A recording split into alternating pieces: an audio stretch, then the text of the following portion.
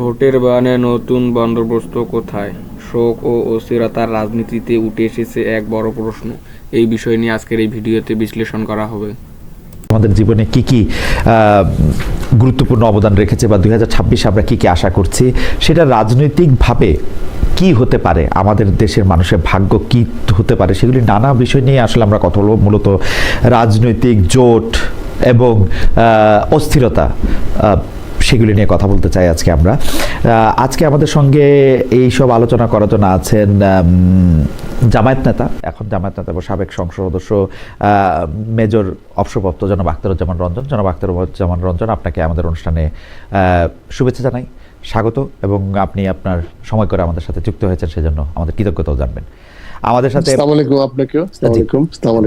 জি জি আমাদের সাথে আরও থাকছেন জমিয়তে উলামায়ে ইসলামের মহাসচিব এবং বিএনপি জোট মনোনীত প্রার্থী মাওলানা জনাব মঞ্জুরুল ইসলাম আফেন্দি। জনাব মঞ্জুরুল ইসলাম আফেন্দি আমাদের সাথে নীলফামারীর ডোমার থেকে যুক্ত হচ্ছেন। আপনি নিশ্চয়ই নির্বাচনী প্রচারণায় আছেন, তার মধ্যেও আপনি আমাদের সাথে যুক্ত হয়েছেন, সময় দিয়েছেন, সেজন্য আপনিও আমাদের শুভেচ্ছা এবং কৃতজ্ঞতা জানবেন। খালিদ ভাই, আপনাকেও ধন্যবাদ। জি, থ্যাংক ইউ। আমরা প্রথমেই একটু জনাব আখতারুজ্জামান রঞ্জন, আপনার কাছে যেতে চাই যে আমরা আপনাকে দীর্ঘদিন ধরে রাজনীতি করতে দেখছি। দীর্ঘদিন বলতে আমি যদি 90 সালও ধরি, তাইলেও মানে 90, 30, 36 বছর বা তার চেয়েও আগের একটু সময় থেকে যদি ধরা যায় 40 বছরের মতো, এই সময়ের মধ্যে আপনি বিএনপি করেছেন, দল আপনাকে ছেড়েছে, আপনি দল ছেড়েছেন, কিন্তু আপনার কণ্ঠ বা আপনার ভয়েস সবসময় ছিল জামাতে ইসলামের বিরুদ্ধে, খুবই উচ্চকিত। আপনি মুক্তিযোদ্ধা হিসেবে আপনার নিজের পরিচয় দিতে গিয়ে বেশিরভাগ সময় আমরা দেখেছি যে জামাতে ইসলামীকে আপনি এক হাত নিয়েছেন। এখন সেই জামাতে ইসলামী দলেই আপনি যুক্ত হয়েছেন, বা আমাদের প্রশ্ন হচ্ছে যে ঠিক কখন বা কোন পয়েন্টটাতে আপনার মনে হলো যে আপনি আসলে জামায়াতে ইসলামের রাজনীতিটা করতে পারবেন বা করবেন? জনাব আখতারুজ্জামান। ধন্যবাদ খালেদ মুগ্ধ ভাই, ধন্যবাদ আপনার এই বহুল প্রচারিত এই মিডিয়াতে আমাকে দাওয়াত দেওয়ার জন্য। এই জন্য প্রথমে আপনাকে শুকরিয়া আদায় করছি। আপনার মাধ্যমে আপনার দর্শক শ্রোতাদেরকে আমার সালাম জানাচ্ছি। আসসালামু আলাইকুম। যে যেখানে আছেন ভালো থাকবেন, সুখে থাকবেন, নিরাপদে থাকার চেষ্টা করবেন। দেখেন, আমি 91 সনে যখন সংসদ সদস্য হয়ে নির্বাচিত হয়ে আসছিলাম, তখন আমি সবচেয়ে বড় একটা প্রতিবাদ করেছিলাম যে আমাদেরকে যদি সরকার গঠন করতে হয়, তাহলে আমরা কেন মুক্তিযুদ্ধের পক্ষের লোকদের সরকার গঠন করতে পারবো না। তৎকালীন সময়ে আমাদের আসন ছিল 142টি, আমাদের প্রয়োজন ছিল আর 9টি আসনের। 9টি আসন কিন্তু জামাত এবং জাতীয় পার্টি ছাড়াও আমাদের পক্ষে সংগ্রহ করা সম্ভব ছিল। কিন্তু তৎকালীন সময়ে বিএনপির সবচেয়ে বেশি আগ্রহ ছিল যে তারা যেন এই জামাতকে নিয়ে দল করে। আমি বলেছিলাম এই জন্য যে জামাত যেহেতু তাদের বিরুদ্ধে যুদ্ধ অপরাধের একটা অপবাদ আছে, তাদের অনেকের বিরুদ্ধে যুদ্ধ অপরাধে মুক্তিযুদ্ধের বিরোধিতা করেছে, সরাসরি বিরোধিতা করেছে। যেমন তৎকালীন সময়ে নিজামী সাহেব বা তারপরে তখন এরা কয়েকজন নেতৃস্থানে যারা করেছিলেন, গোলাম আজম সাহেব নিজ নেতৃত্বের বিরোধিতা করেছিলেন বাংলাদেশের। তখন আমি বলেছিলাম যে এদেরকে সাথে নিয়ে আমাদের রাজনীতিতে করাটা ঠিক হবে না, যেহেতু বিএনপি জিয়ার দল, শহীদ জিয়া একজন মুক্তিযুদ্ধের ঘোষক, কাজে এখানে এটা করা ঠিক হবে না। এটা শুধু তৎকালীন আমার বক্তব্য। তারপরে অনেক পানি গড়িয়ে গেছে, অনেক ঘাত প্রতিঘাত হয়েছে। আমরা পরবর্তী দেখেছি দেশমাতা খালেদা জিয়া রাজনীতি থেকে সরে গেছেন, সেখানে ওনার পুত্র জনাব তারেক রহমান সাহেব ক্ষমতায় আসছেন। সেখানে এসে দেখলাম যে আমি এই পর্যন্ত 5 বার দল থেকে বহিষ্কৃত হয়েছি। 5 বারই আমি দলে ফিরে গেছি, কারণ আমার দলের প্রতি আনুগত্য কখনোই কম ছিল বলে আমি মনে করি নাই, এবং এখনো আমি অন্তর দিক দিয়ে দলের প্রতি আনুগত্য, দেশমাতা খালেদা জিয়ার প্রতি অনুগত, আমি শহীদ রাষ্ট্রপতি জিয়াউর রহমানের প্রতি অনুগত, তারাই আমার নেতা। কিন্তু দেখা গেল গত প্রায় 4 বছর ধরে, 3 থেকে 4 বছর ধরে আমি বহিষ্কৃত, 22 সন থেকে আমি বহিষ্কৃত। কারণ আমার অপরাধ ছিল, আমি বলেছিলাম দলের নেতাদেরকে যে তোমরা যে আন্দোলনে যাচ্ছ না, এই যে ডেলি পাঞ্জাবি বদলায় খালি মিডিয়ার সামনে এসে কথা বলো, তোমাদের তো রাজপথে আমরা দেখি না, রাজপথে না থাকলে তো একদিন তো তোমাদের উপরে জনগণ চড়াও হবে। সেখানে আমি কর্কশ ভাষায় বলেছিলাম যে মানুষ জুতা পেটা করবে। এই বিষয়টি তারেক রহমানের সামনে গিয়ে তুলে ধরা হলো, আমি নাকি তারেক রহমান সাহেবকে বলছি জুতা পেটা করবে। তারেক রহমান সাহেব একবার ভেবে দেখলেন না যে লন্ডন থেকে তো আন্দোলনে অংশগ্রহণ করা সম্ভব না। সম্ভব না যে সমস্ত নেতারা ঢাকা শহরে রাজনীতি করার কথা। আমরা তো দেখেছি কোন নেতাই মঞ্চে 5 থেকে 7 মিনিট আগে মঞ্চে যেতেন, তারপর বক্তৃতা দিয়ে মঞ্চ থেকে নেমে চলে আসতেন। এই জিনিসটা তারেক রহমান সাহেব জানতেন না বলে উনি মনে করতেন যে আমাদের বিএনপির নেতারা বিশাল বিশাল নেতারা কে কত মামলা খাচ্ছে, সে যত মামলা খাচ্ছে তত বড় নেতা। এখন জেল খাটা নেতা না, এখন নেতাদের হলো কে কত মামলা কেটেছে, কার নামে কত মামলা আছে। তৎকালীন সময় বলেছিলাম, তারপরে আমাকে আবার 5মবারের মতো বহিষ্কার করা হলো। সেই বহিষ্কার আজকে প্রায়, ম্যাডাম যত বহিষ্কার করছে 2-3 মাস 5 মাস পরে আমার বয়সকে আবার মানে প্রত্যাহার করে নিয়েছে। আমাকে ডাকছে, বলছে বলো এগুলা কেন করলা। আমি বলছি, বলাবো ঠিক আছে যাও দল করো গে, কাজ করো গে, বাস ম্যাটার ফিনিশড। বলছি হয়তো কোনো কারণে 3 মাস 6 মাস 5 মাস 6 মাসের বেশি হয় নাই, কোনো কারণে আমার বহিষ্কার দেশ। কিন্তু এই বছর তারেক রহমান সাহেব 3 বছর ধরে আমাকে ঝুলায় রাখছেন। শুধু ঝুলায় রাখেন না, উনি এত বেশি ভিন্ডিকটিভ হয়েছেন যে আমার সামনে দলের কোনো নেতা কথা বললেও তিনি তাকে বহিষ্কার করে দেন। আমার স্কুলের মাঠে নাসির বলে একটি ছেলে, উদীয়মান ছেলে। রঞ্জন ভাই একটু যদি সংক্ষেপে বলতেন, মানে আমাদের আরো অনেক প্রশ্ন ছিল। মানে জি আমি সংক্ষেপে বলছি, পটভূমিকাটা আপনি বুঝবেন। সে নাসির ছেলেটা ঢাকা ইউনিভার্সিটির তুখোড় ছাত্র নেতা। সে আমার স্কুলের মাঠে এসে কেন খেলা উদ্বোধন করলো, সে তাকে বহিষ্কার করে দিয়ে আসলো। আমি অত্যন্ত আঘাত পেয়েছি। যাই হোক, তারপরে এই পট পরিবর্তন হয়েছে। এই পট পরিবর্তনের পরে আমার এলাকার মানুষ অনেক আবদার করেছে, মিটিং করেছে, জনসভা করে বলেছে বহিষ্কার উদ্দেশ্য করার জন্য, কিন্তু সেই বহিষ্কার উনি প্রত্যাহার করে নেন নাই। এমনকি এইবার যে নমিনেশন দিয়েছেন সেখানেও আমাদেরকে কোনো জিজ্ঞাসাবাদ করেন নাই। আমি নির্বাচন করব না আগেই ঘোষণা দিয়ে দিয়েছি।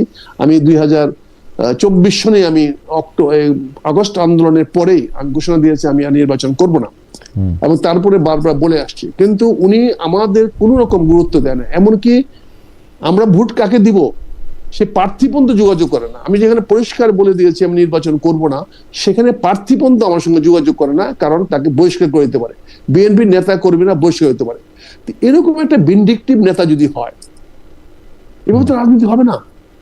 এই যে তিনি 30 তারিখে দেশমাতা খালেদা জিয়া মারা গেছেন, এমন কি প্রয়োজন ছিল যে 3 দিন ওই দিনই 3 জন নেতাকে বহিষ্কার করতে হবে? উনি কি বহিষ্কারের নেতা? এটা কোন রাজনীতি ভাই? মানে কিছু হলে বহিষ্কার করে দেবেন, বেশি হলে আপনি শোকজ করেন, বিচার দেখেন, বলেন। হ্যাঁ জি মেজর রঞ্জন, আমরা মানে আপনার ব্যাপারটা একটু বুঝতে চাইতেছিলাম যে মানে যেহেতু আপনি দল থেকে বহিষ্কার হয়েছেন, সেহেতু আপনার যেহেতু জামাতে ইসলামী আপনার আদর্শের বিপক্ষে থাকলেও আপনার এখন জামাতে ইসলামীতে যাইতে বাধা নাই, কারণ আপনি নেতাকে একটা শিক্ষা দিতে চাচ্ছেন, তাই তো? নেতাকে শিক্ষা দেওয়ার ব্যাপার না, কোনো অবস্থাতে না, নেতাকে শিক্ষা দেওয়ার জন্য না। এখানে যেহেতু আমার কোনো অবস্থান নাই, আমি দল করি না, দলে আমার কোনো পদ নাই, সদস্য নাই, এবং দল করতেও পারছি না, এমনকি আগামী নির্বাচনে কাকে ভোট দেব সেটা করতে পারছি না। তার মধ্যে আবার তারেক রহমান সাহেব একটা বক্তব্য দিলেন যে উনি বললেন যে একটা শব্দ আছে না, রিটায়ারমেন্ট। আপনাকে রাজনীতি করতেই হবে কেন? মানে মানে এটার ম্যাডাম রিটায়ার করলেন না কেন? না না, সেইটা তো দলের সাথে তার এতখানি পার্থক্য হয় না, দলের সাথে এতখানি পার্থক্য না। রাজনীতি রিটায়ারমেন্ট করা, রাজনীতি রিটায়ারমেন্ট করতে কোনো জিনিস তো নাই। রাজনীতি মানুষ আমূর্তি করে, আমাকে কেন রিটায়ারমেন্ট করতে হবে? আমার চেয়ে বড় বড় বয়সের লোকেরা কি বিএনপিতে নাই? আপনি 35 বছর যে কথা বললেন সেই কথার বিপক্ষে, এমনকি আমরা দেখেছি যে একটা ওয়াজের অনুষ্ঠানে আপনি দাঁড়িয়ে যে কথাগুলি আপনি বলেছেন, আপনার কি এখন নিজের কথাগুলি নিজের গায়ের উপর লাগছে কিনা, সেই অর্থে আমি বলতেছিলাম যে আপনার যখন মিলতেছে না। কি বলেছি ওয়াজে? আমি না ওয়াজে না, আপনি ওয়াজের কথা আমি বলতেছি যে ওয়াজের ওখানেও আপনার বিরুদ্ধে এক ধরনের প্রতিবাদ হয়েছে, সেইখানেও আপনি এক ধরনের কথা বলছেন। না সেই ওয়াজের প্রতিবাদ যারা করেছে তাদের বিরুদ্ধে তো আমরা বলেছি, যারা মিথ্যা ওয়াজ করে, যারা ভুল কোরআন শরীফ বলে, তারা তো জামাত না, তাদের বিরুদ্ধে আমি বলেছি। আর জামাতের বিরুদ্ধে যখন আপনি বলছেন অসংখ্যবার, আমি নিজে দেখেছি যে অনুষ্ঠানে, মানে রঞ্জন ভাই, আমরা তো আসলে আপনাকে একজন বিশিষ্ট মুক্তিযোদ্ধা এবং আপনি খুব সুন্দর বলেন, কিন্তু আপনি যেই জামায়াত বা জামায়াতের সম্ভাবনা নিয়ে যে আসতো তার বিরুদ্ধেও আপনি খুব রাগ হয়ে যেতেন, বকাঝকা করতেন, ধমক দিতেন। অবশ্যই করতাম, আপনার সামনে আপনার অনুষ্ঠানই করেছি। জি করেছেন, আপনার অনুষ্ঠানে, আপনি একটা অনুষ্ঠানও করেছি। জি আমি অনেক সময়, কিন্তু সেই জায়গা থেকে তারা কেন এখন আমাকে বকাঝকা করে বলেন? কারা না আপনাকে বকাঝকা করারটা ব্যাপারটা এরকম, আপনি নিজেকে কেমনে মানে এই ব্যাপারটাতে কনভিন্স করলেন সেটাই আমি জানতে চাই। তাহলে আমাকে বলতে দেন, কথাটা শেষ করতে দেন। জি যদি একটু সংক্ষেপে বলতেন ভাই। হ্যাঁ, তা আমি সেখানে কি বলেছি, আমি যখন তারেক রহমান সাহেব বললেন যে জামাত ইসলাম লক্ষ লক্ষ মানুষকে হত্যা করেছে, তখন এই হত্যা করেছে যখন শুনলাম, তখন আমি এর পরের দিনই আমি কলকাতায় একজন সাংবাদিকের সঙ্গে আমি একটা ইন্টারভিউ দিলাম। 16 ডিসেম্বরের উপলক্ষে আমার কাছ থেকে একটা ইন্টারভিউ নিল তারা, ওখানে আরেকজন ব্রিগেডিয়ার সাহেবকে ইন্টারভিউ নিল। সেখানে আমরা জানতে পারলাম, উনি বললো যে তৎকালীন জামাত ইসলামী একটা ছোট্ট দল ছিল, তারা কোনো রাজাকার আলবদরে ছিল না, আল সামচে ছিল না। ব্রিগেডিয়ার সাহেবের বক্তব্য, এটা পিকে গাঙ্গুলি এক ব্রিগেডিয়ার সাহেব বললেন। এবং তারা বলে 29,000 রাজাকার আলবদর আল সামস তাদেরকে সারেন্ডার করেছে, যে 94,000 ভারতীয় পাকিস্তানি বাহিনী সারেন্ডার করেছিল, তার মধ্যে 29,000 ছিল রাজাকার আলবদর আলসাম। তাদের মধ্যে জামাতের কোনো লোক ছিল না, তারা সারেন্ডার করে নাই, তারা এখানে ছিল। অর্থাৎ তারা বলতে সার্টিফাই করেছে যুদ্ধাপরাধের সঙ্গে তারা জড়িত না। তাহলে আমরা যে ইতিহাসে জেনে আসতেছিলাম, সেই ইতিহাসটা আমরা পাকিস্তানের বিরুদ্ধে যুদ্ধ করেছি, আমরা তো জামাতের বিরুদ্ধে যুদ্ধ করি নাই। আমরা যে ইতিহাসে জেনে আসছিলাম, আমি সেটা প্রতিবাদ করেছি। সেটা প্রতিবাদ করার পরে জামাত প্রতিবাদ করার পরে আমি জামাতের সঙ্গে যোগাযোগ করি নাই, জামাত দেখা হইলো, কথা হইলো 21শে নভেম্বর আমাদের এই আর্ম ফোর্সের ডেতে জামাতের আমিরের সঙ্গে আমার প্রথম দেখা হলো, কথা বললাম। উনাকে বাই দ্য ওয়ে বললাম যে সমস্ত জিনিসগুলো হচ্ছে আপনারা প্রতিবাদ করেন না কেন। উনি আমাকে 4 দাওয়াত দিলেন। সে 4 দাওয়াত হইতে হইতে এটা আসার ধরলো 12ই ডিসেম্বর। 12 ডিসেম্বর বিকাল বেলা আমার 4 দাওয়াত ছিল, যেতে পারি নাই কারণ সেদিন হাদি মারা গেল। হাদি মারা যাওয়ার জন্য অনুষ্ঠানটা পোস্টপোন হলো।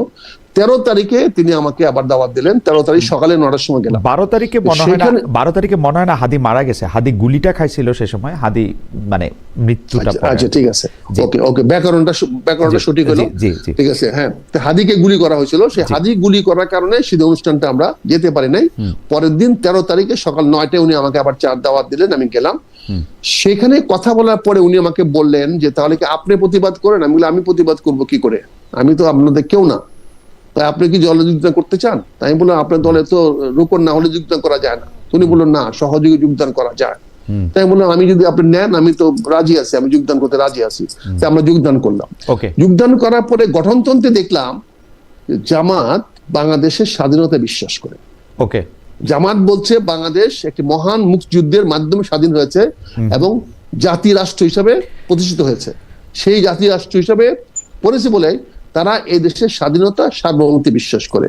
তাহলে বাংলাদেশে যে বর্তমান প্রজন্ম, জামাতের যে বর্তমান প্রজন্ম, বর্তমান আমির সাহেবের বয়স মাত্র 59 বছর, অর্থাৎ উনার বয়স 13 বছর 14 বছর বয়স ছিল 71 যুদ্ধের সময়। কিন্তু যুদ্ধপরাধী না, 66 বছর 66 বছর যুদ্ধপরাধী না। এবং এই যে আজকে যে জামাতের লক্ষ লক্ষ নেতা কর্মী গঠিত হয়েছে, তাদের বয়স বাংলাদেশ স্বাধীন হওয়ার পরে হয়েছে, 55 বছর হচ্ছে। আমার মনে যে রঞ্জন ভাই, আপনার কেন আপনি মনে হইলো আপনি জামায়াতকে মনে করেন যে বাংলাদেশ স্বাধীনতায় বিশ্বাস করে, বা আপনি গঠনতন্ত্রে দেখেছেন জামায়াতের অবস্থানও আপনি এটা পরিষ্কার করেছেন, আপনাকে ধন্যবাদ। আমরা একটু মাওলানা মঞ্জুরুল ইসলাম আফেন্দির কাছে যাই, তারপর আবার আপনার কাছে আসবো। যারা মাওলানা মঞ্জুরুল ইসলাম আফেন্দি,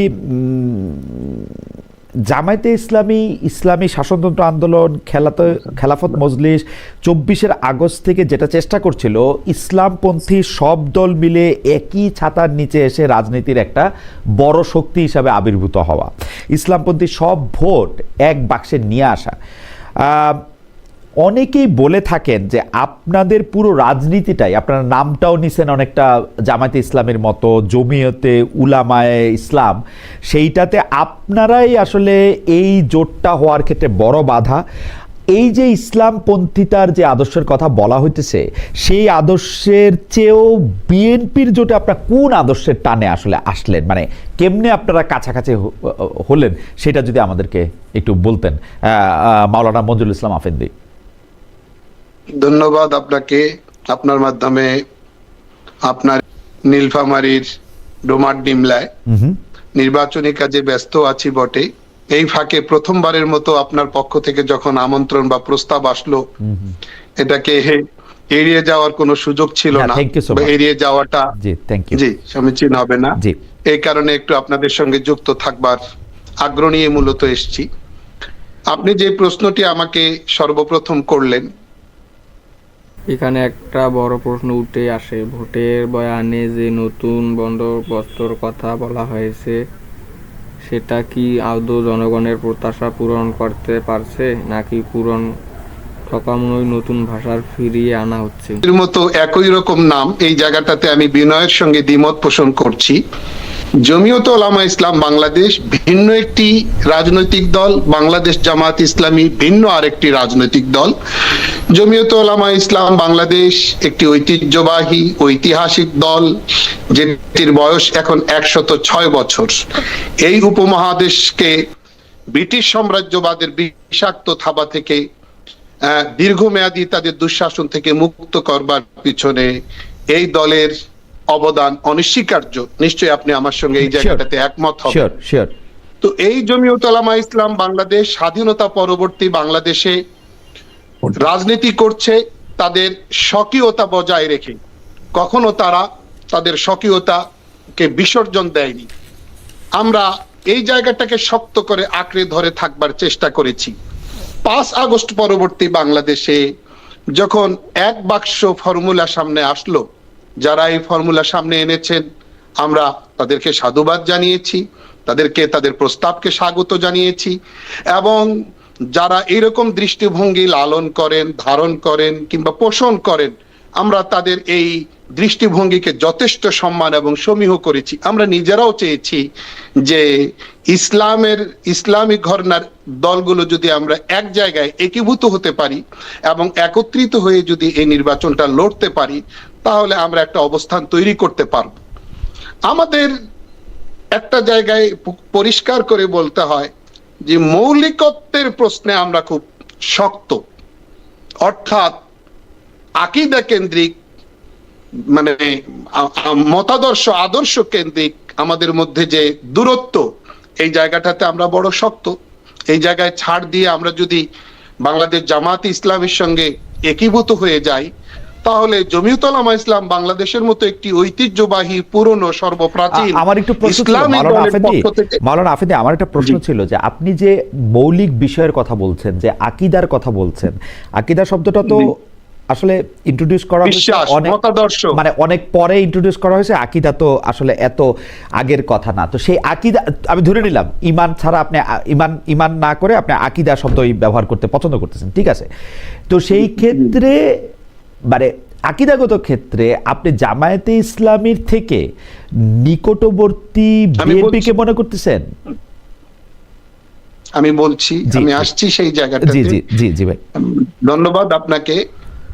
আমরা ইমানের জায়গাটাকে, ইমানি বিশ্বাসের জায়গাটাকে আমরা এলমে ওহির শিক্ষা ব্যবস্থাকে সমুন্নত রাখবার এই বিষয়টাকে আমরা যথেষ্ট গুরুত্ব দেই। আমরা যদি আমাদের জায়গা থেকে তাদের সঙ্গে এক জায়গায় একত্রিত হই, তাহলে আমরা মনে করি যে এই একটা পার্থক্য, যেটা মওদুদী সাহেব, আবুল আলা মওদুদী সাহেবের যে মতাদর্শ, তার যে কনসেপ্ট, তার যে দৃষ্টিভঙ্গি, তার যে লেখালেখি, বিভিন্ন জায়গায় আপত্তিকর বিতর্কিত বিষয়ের অবতারণা, এই জায়গাগুলোকে মেনে নেওয়া বোঝায়, সেটা কখনোই আমাদের দ্বারা হওয়া সমীচীন নয়। যার কারণে আমরা ওই জায়গাটাতে ওই স্রোত ধারায় যুক্ত না হয়ে আমরা মনে করেছি যে বাংলাদেশ জাতীয়তাবাদী দলের বিএনপির সঙ্গে যদি আমাদের একটা নির্বাচনী সমঝোতা হয়, এটা আমরা মনে করি আমাদের জন্য অধিকতর নিরাপদ। আর সেটা তো আসন সমঝোতা নয়, শুধু আসন বা নির্বাচনে লড়বার জন্য নয়, শুধু এমপি হওয়ার জন্য নয়, সেখানে আমরাও তাদেরকে কিছু প্রস্তাবনা দিয়েছি।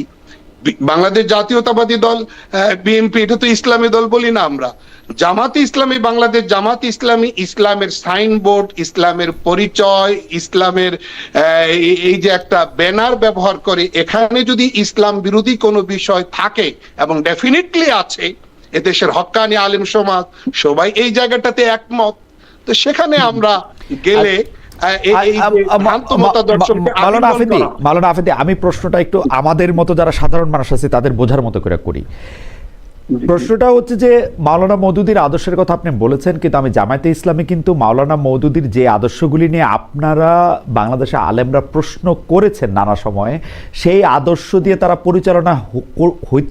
পরিচালিত হচ্ছেন এরকম কিন্তু আমার মনে হচ্ছে না। গত 15 বছরে আমি এটার কোনো লক্ষণ দেখি নাই। এক, দুই হচ্ছে আপনি বলছেন যে রাজনৈতিক মানে আপনাদের দাবির কিছু প্রস্তাবনা আপনারা বিএনপিকে দিয়েছেন, এইটা মানে মানে এবং বিএনপি এটা পালন করবে বলে প্রতিশ্রুতিও দিয়েছে। কিন্তু আপনার কাছে আমার এই প্রশ্নটা সরাসরি যে আপনি কি আসলেই মনে করেন যে মানে এই আদর্শটা বাস্তবায়নের ক্ষেত্রে বিএনপি আপনাদের বেশি কাছাকাছি জামায়াতের চেয়ে?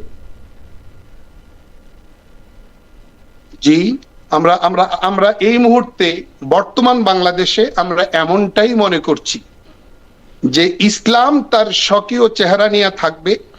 ইসলামের মধ্যে কোনো বিকৃতি রূপ আসবে না।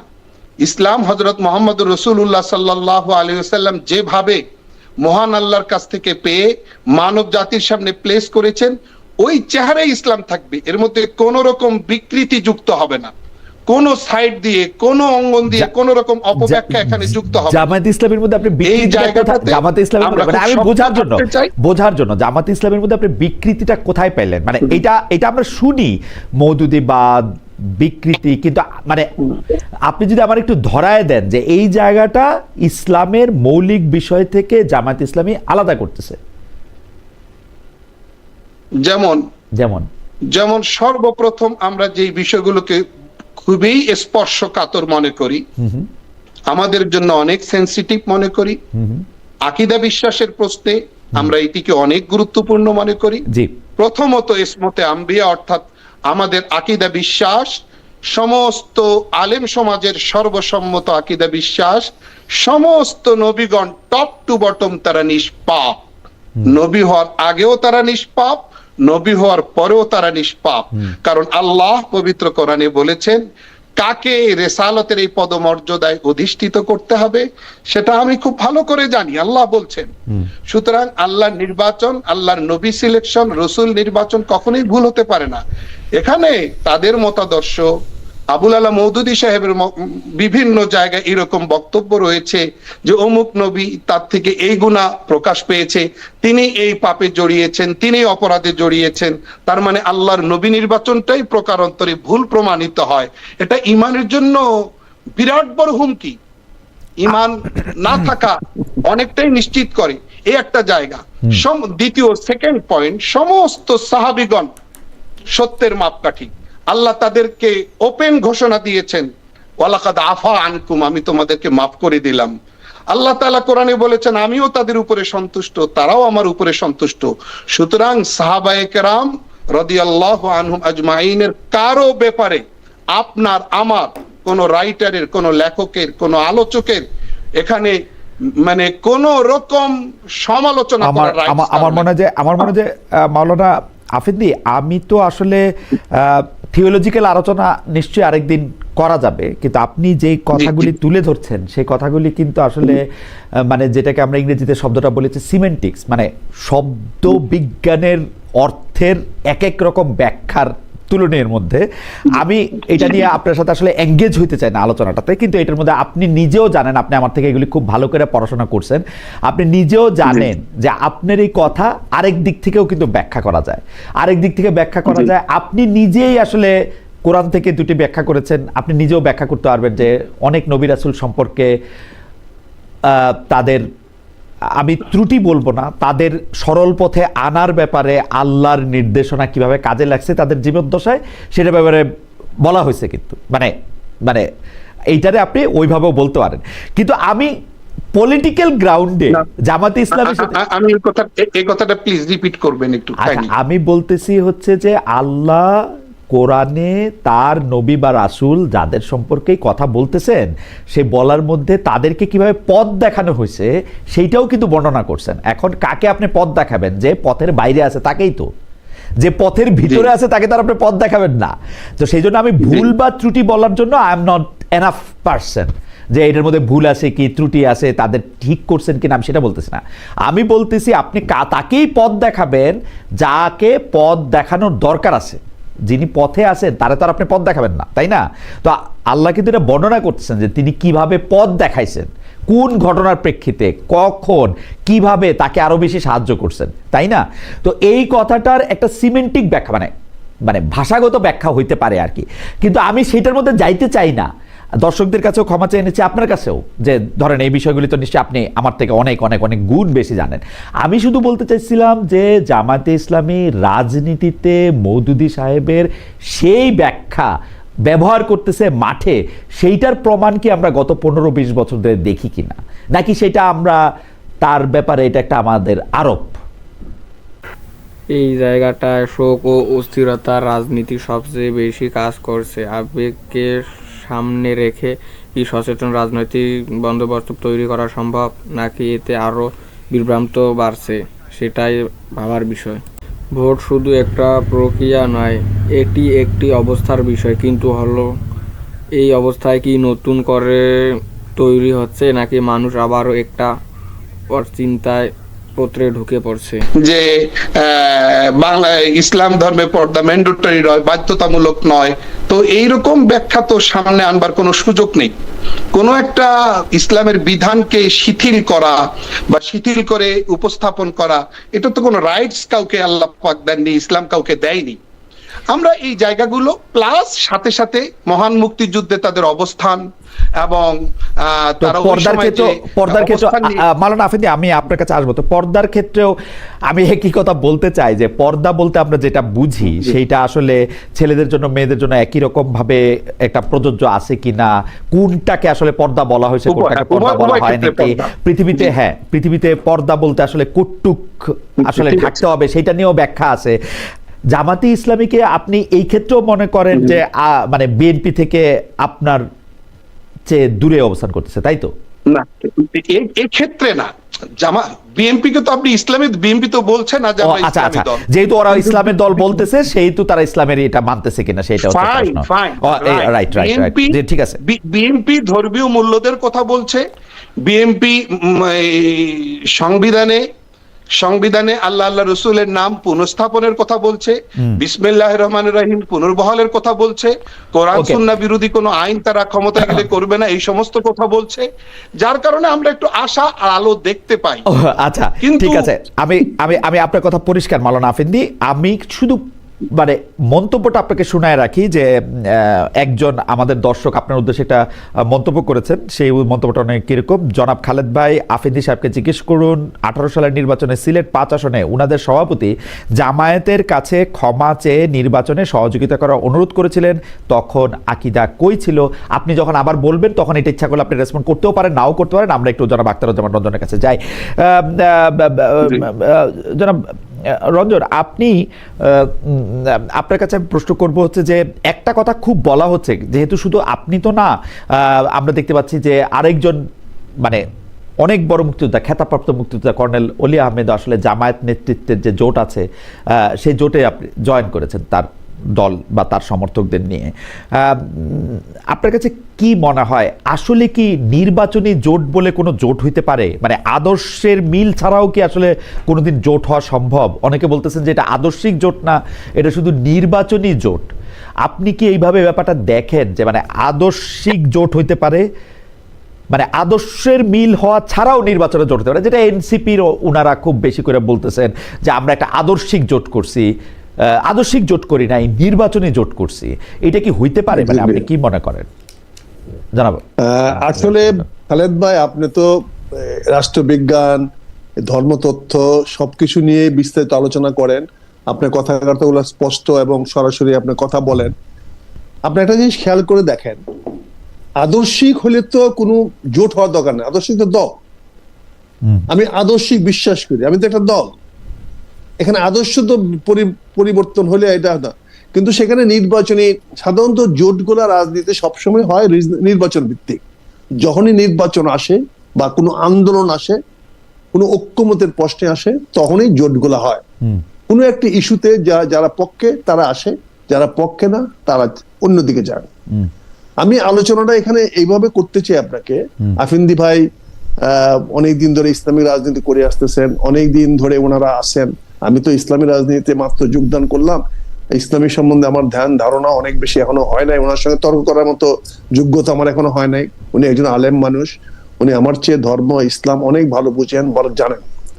কাজে এখানে আমার ওনার সঙ্গে তর্ক করাটা আমার জন্য হবে মানে মার সঙ্গে মাসির গল্প করা। আমি সেই ব্যাপারে যাব না। তো আমি যে কথাটা বলতে চাচ্ছি, জামাত ইসলাম রাজনৈতিক করছে আজকে, তারা ইসলাম প্রচার করতেছে না। তারা সেখানে আল্লাহ সন্তুষ্টির জন্য, এই পৃথিবীতে মানুষের কল্যাণের জন্য এবং ইহকাল এবং পরকাল দুইটাকে সামনে রেখে তারা রাজনীতি করছে। তাদের যে গঠনতন্ত্র আছে, সেই গঠনতন্ত্রে তারা বলার চেষ্টা করছে আমাদের ফাইনাল ডেস্টিনি হলো পরকাল, আমাকে ওখানে যেতে হবে। সেখানে তারা বলছে যেহেতু আল্লাহ তাআলা সত্যের নির্দেশনা সহ যুগে যুগে নবী রাসূলকে প্রেরণ করিয়াছেন, তারা কিন্তু এই কথাটা পরিষ্কার বলছে। তারা এও বলছে যেহেতু আল্লাহ তাআলা মানুষকে তাহার প্রতিনিধির জন্য পৃথিবীতে প্রেরণ করিয়াছেন এবং সত্যের অনুসরণ করাকে মানুষের দায়িত্ব কর্তব্য নির্ধারণ করিয়া দিয়েছেন, এবং তারা আরো পরিষ্কার করে বলছে না যেহেতু জনাব আখতারুজ্জামান, আমি একটা বিষয় আপনার কাছে একটু আসি, আমি একটু বলি। ধরেন ধর্মতত্ত্বের দিকগুলি আপনি নানা দিক থেকে দেখতে পারবেন আর কি, কিছু মৌলিক কাঠামোগত জায়গাগুলি ঠিক করে। আমি যেটা সিমেন্টিক্সের কথা বলতেছিলাম, শব্দগত অর্থের দিক দিয়ে আপনি নানা কাঠামোর দিকে দেখতে পারবেন। কিন্তু মাওলানা আবুল আলা মওদুদীর, যিনি জামায়াতে ইসলামের মতাদর্শগত জায়গাগুলি যাকে অনুসরণ করা হয়, উনার স্পষ্ট কিছু লেখা, স্পষ্ট কিছু ব্যাখ্যা, স্পষ্ট কিছু দিক নির্দেশনা দিয়েই জামাত ইসলামী শুধু বাংলাদেশের দল না, কিন্তু জামাত ইসলামী পাকিস্তানের দল, জামাত ইসলামী কিন্তু ইন্ডিয়াতেও। তো এই যে এই মতাদর্শগত জায়গায় উনি যেভাবে ইসলামকে দেখছেন, বেশিরভাগ, আমি যদি বলি আমাদের এই অঞ্চলের বেশিরভাগ মুরব্বীরা, বেশিরভাগ আলেমরা উনার দেখা ইসলামে কিন্তু সন্তুষ্ট হচ্ছেন না। আমি যদি সমস্যা শব্দটা নাও বলি, সন্তুষ্ট হচ্ছেন না, সংকট দেখতে পাচ্ছেন। মানে সমস্যা না বলে আমি সংকট বলি, বরং সংকট দেখতে পাচ্ছেন। এই যে এই সংকট দেখতে পাচ্ছেন, এটা কিন্তু জামায়াতে ইসলামী ওই ব্যাপারে সতর্ক। উনারা কিন্তু গত 15, আমি যেরকম বলতেছিলাম, গত 15-20 বছর ধরে উনারা কিন্তু মওদুদী সাহেবের দেখানো পথে বা ওই আদর্শে নিজেদের সামনে আনতে চান না। কিন্তু আমরা কি করে বিশ্বাস করব যে উনারা যখন আরো ক্ষমতাবান হবেন, আপনারা যখন আরো ক্ষমতাবান হবেন, আপনারা ওই জায়গায় যাবেন না? এটা আমরা কেমনে বিশ্বাস করব? Very good, very good. আপনার এই প্রশ্নের জবাবটাই আপনি প্রশ্ন যথাযথ করেছেন। কিন্তু এখানে কিন্তু জামাতের একটা বিবর্তন হয়েছে। জামাত কিন্তু আব্দুল আলা মওদুদীর থেকে একটা বিবর্তন হয়েছে। 1980 সনে বাংলাদেশ জামাত ইসলামী হয়েছে। বাংলাদেশ জামাত ইসলামী, বাংলাদেশে জামাত ইসলামী না। আমার ভাই কিন্তু এখনো বাংলাদেশের উলামায়ে ইসলাম, কিন্তু জামাত কিন্তু বাংলাদেশ জামাত ইসলাম হয়েছে। এবং এখানে আমি যেটা পড়ে শোনাচ্ছিলাম, আপনার যে প্রশ্নের যে সন্দেহটা, তারা কি বলছে, যেহেতু ইহকালই মানব জীবনের শেষ নয়, এটা তো আমরা সবাই বিশ্বাস করি, ইহকালে মানব জীবন শেষ নয়, বড় মৃত্যুর পরও রহিয়াছে মানুষের জন্য এক অনন্ত জীবন, যেখানে মানুষকে তাহার পার্থিব জীবনের ভালো ও মন্দ ও কাজের পুঙ্খানুপুঙ্খ হিসাবে দিতে হইবে এবং বিচারের পর জান্নাত অথবা জাহান্নাম রূপে ইহার যথাযথ ফলাফল ভোগ করিতে হইবে। এখানে জামাত তো কোনো মওদুদীবাদ নিয়ে আসে নাই। না না না না না, রঞ্জন ভাই আমি আপনার সমস্যাটা বলি। এইটা বাংলাদেশের জামায়াতে ইসলামীর একটা ইনহেরেন্ট সমস্যা। ধরেন জামায়াতে ইসলামী মওদুদীবাদ থেকে বাইরে হয়ে আসছে, আমি যদি এরকম মওদুদীবাদ নাও বলতে চাই, কারণ তিনিও একজন সম্মানিত লোক, তিনি ওই জায়গা থেকে যে বাইরে আসছে, জামাত এটা প্রকাশ্যে ঘোষণা দিয়ে কখনো বলবে না, কিন্তু আমি বুঝতেছি যে ওনারা বাইরে আসছে, ওনারা ওনাকে ফলো করতেছে না। আমি যেহেতু এগুলি ফলো করি, আমি বুঝতেছি যে জামায়াত একইভাবে 1971, আপনি বললেন বাংলাদেশ স্বাধীনতা স্বীকার করে, জামাত একইভাবে 1971 সালের ইয়ের জন্য প্রকাশ্যে কোনোদিন ক্ষমা চাইবে না। উনাদের যে আমির, উনি আমার অনুষ্ঠানে আইসা বলবেন যে হ্যাঁ আমি 47 থেকে 24 সাল পর্যন্ত যা কিছু হয়েছে সব কিছুর জন্য ক্ষমা চাই, কিন্তু স্পেসিফিক করে বলবেন না। কিন্তু আমি যখন উনাদের নায়েবে আমির জনাব আবু তাহেরকে ইন্টারভিউ করছি আওয়ামী লীগের আমলে, উনি কিন্তু তিনি বলছেন যে আমার মুক্তিযুদ্ধের সাথে সম্পর্ক আছে, আমার মুক্তিযুদ্ধ পরিবারের মধ্যে অনেকে আছে, এগুলি বলে। প্রকাশ্যে যে একটা বলা, ক্ষমা চাওয়া এবং নিজেদের অবস্থান পরিষ্কার করা, এইটা তারা কখনো করে না।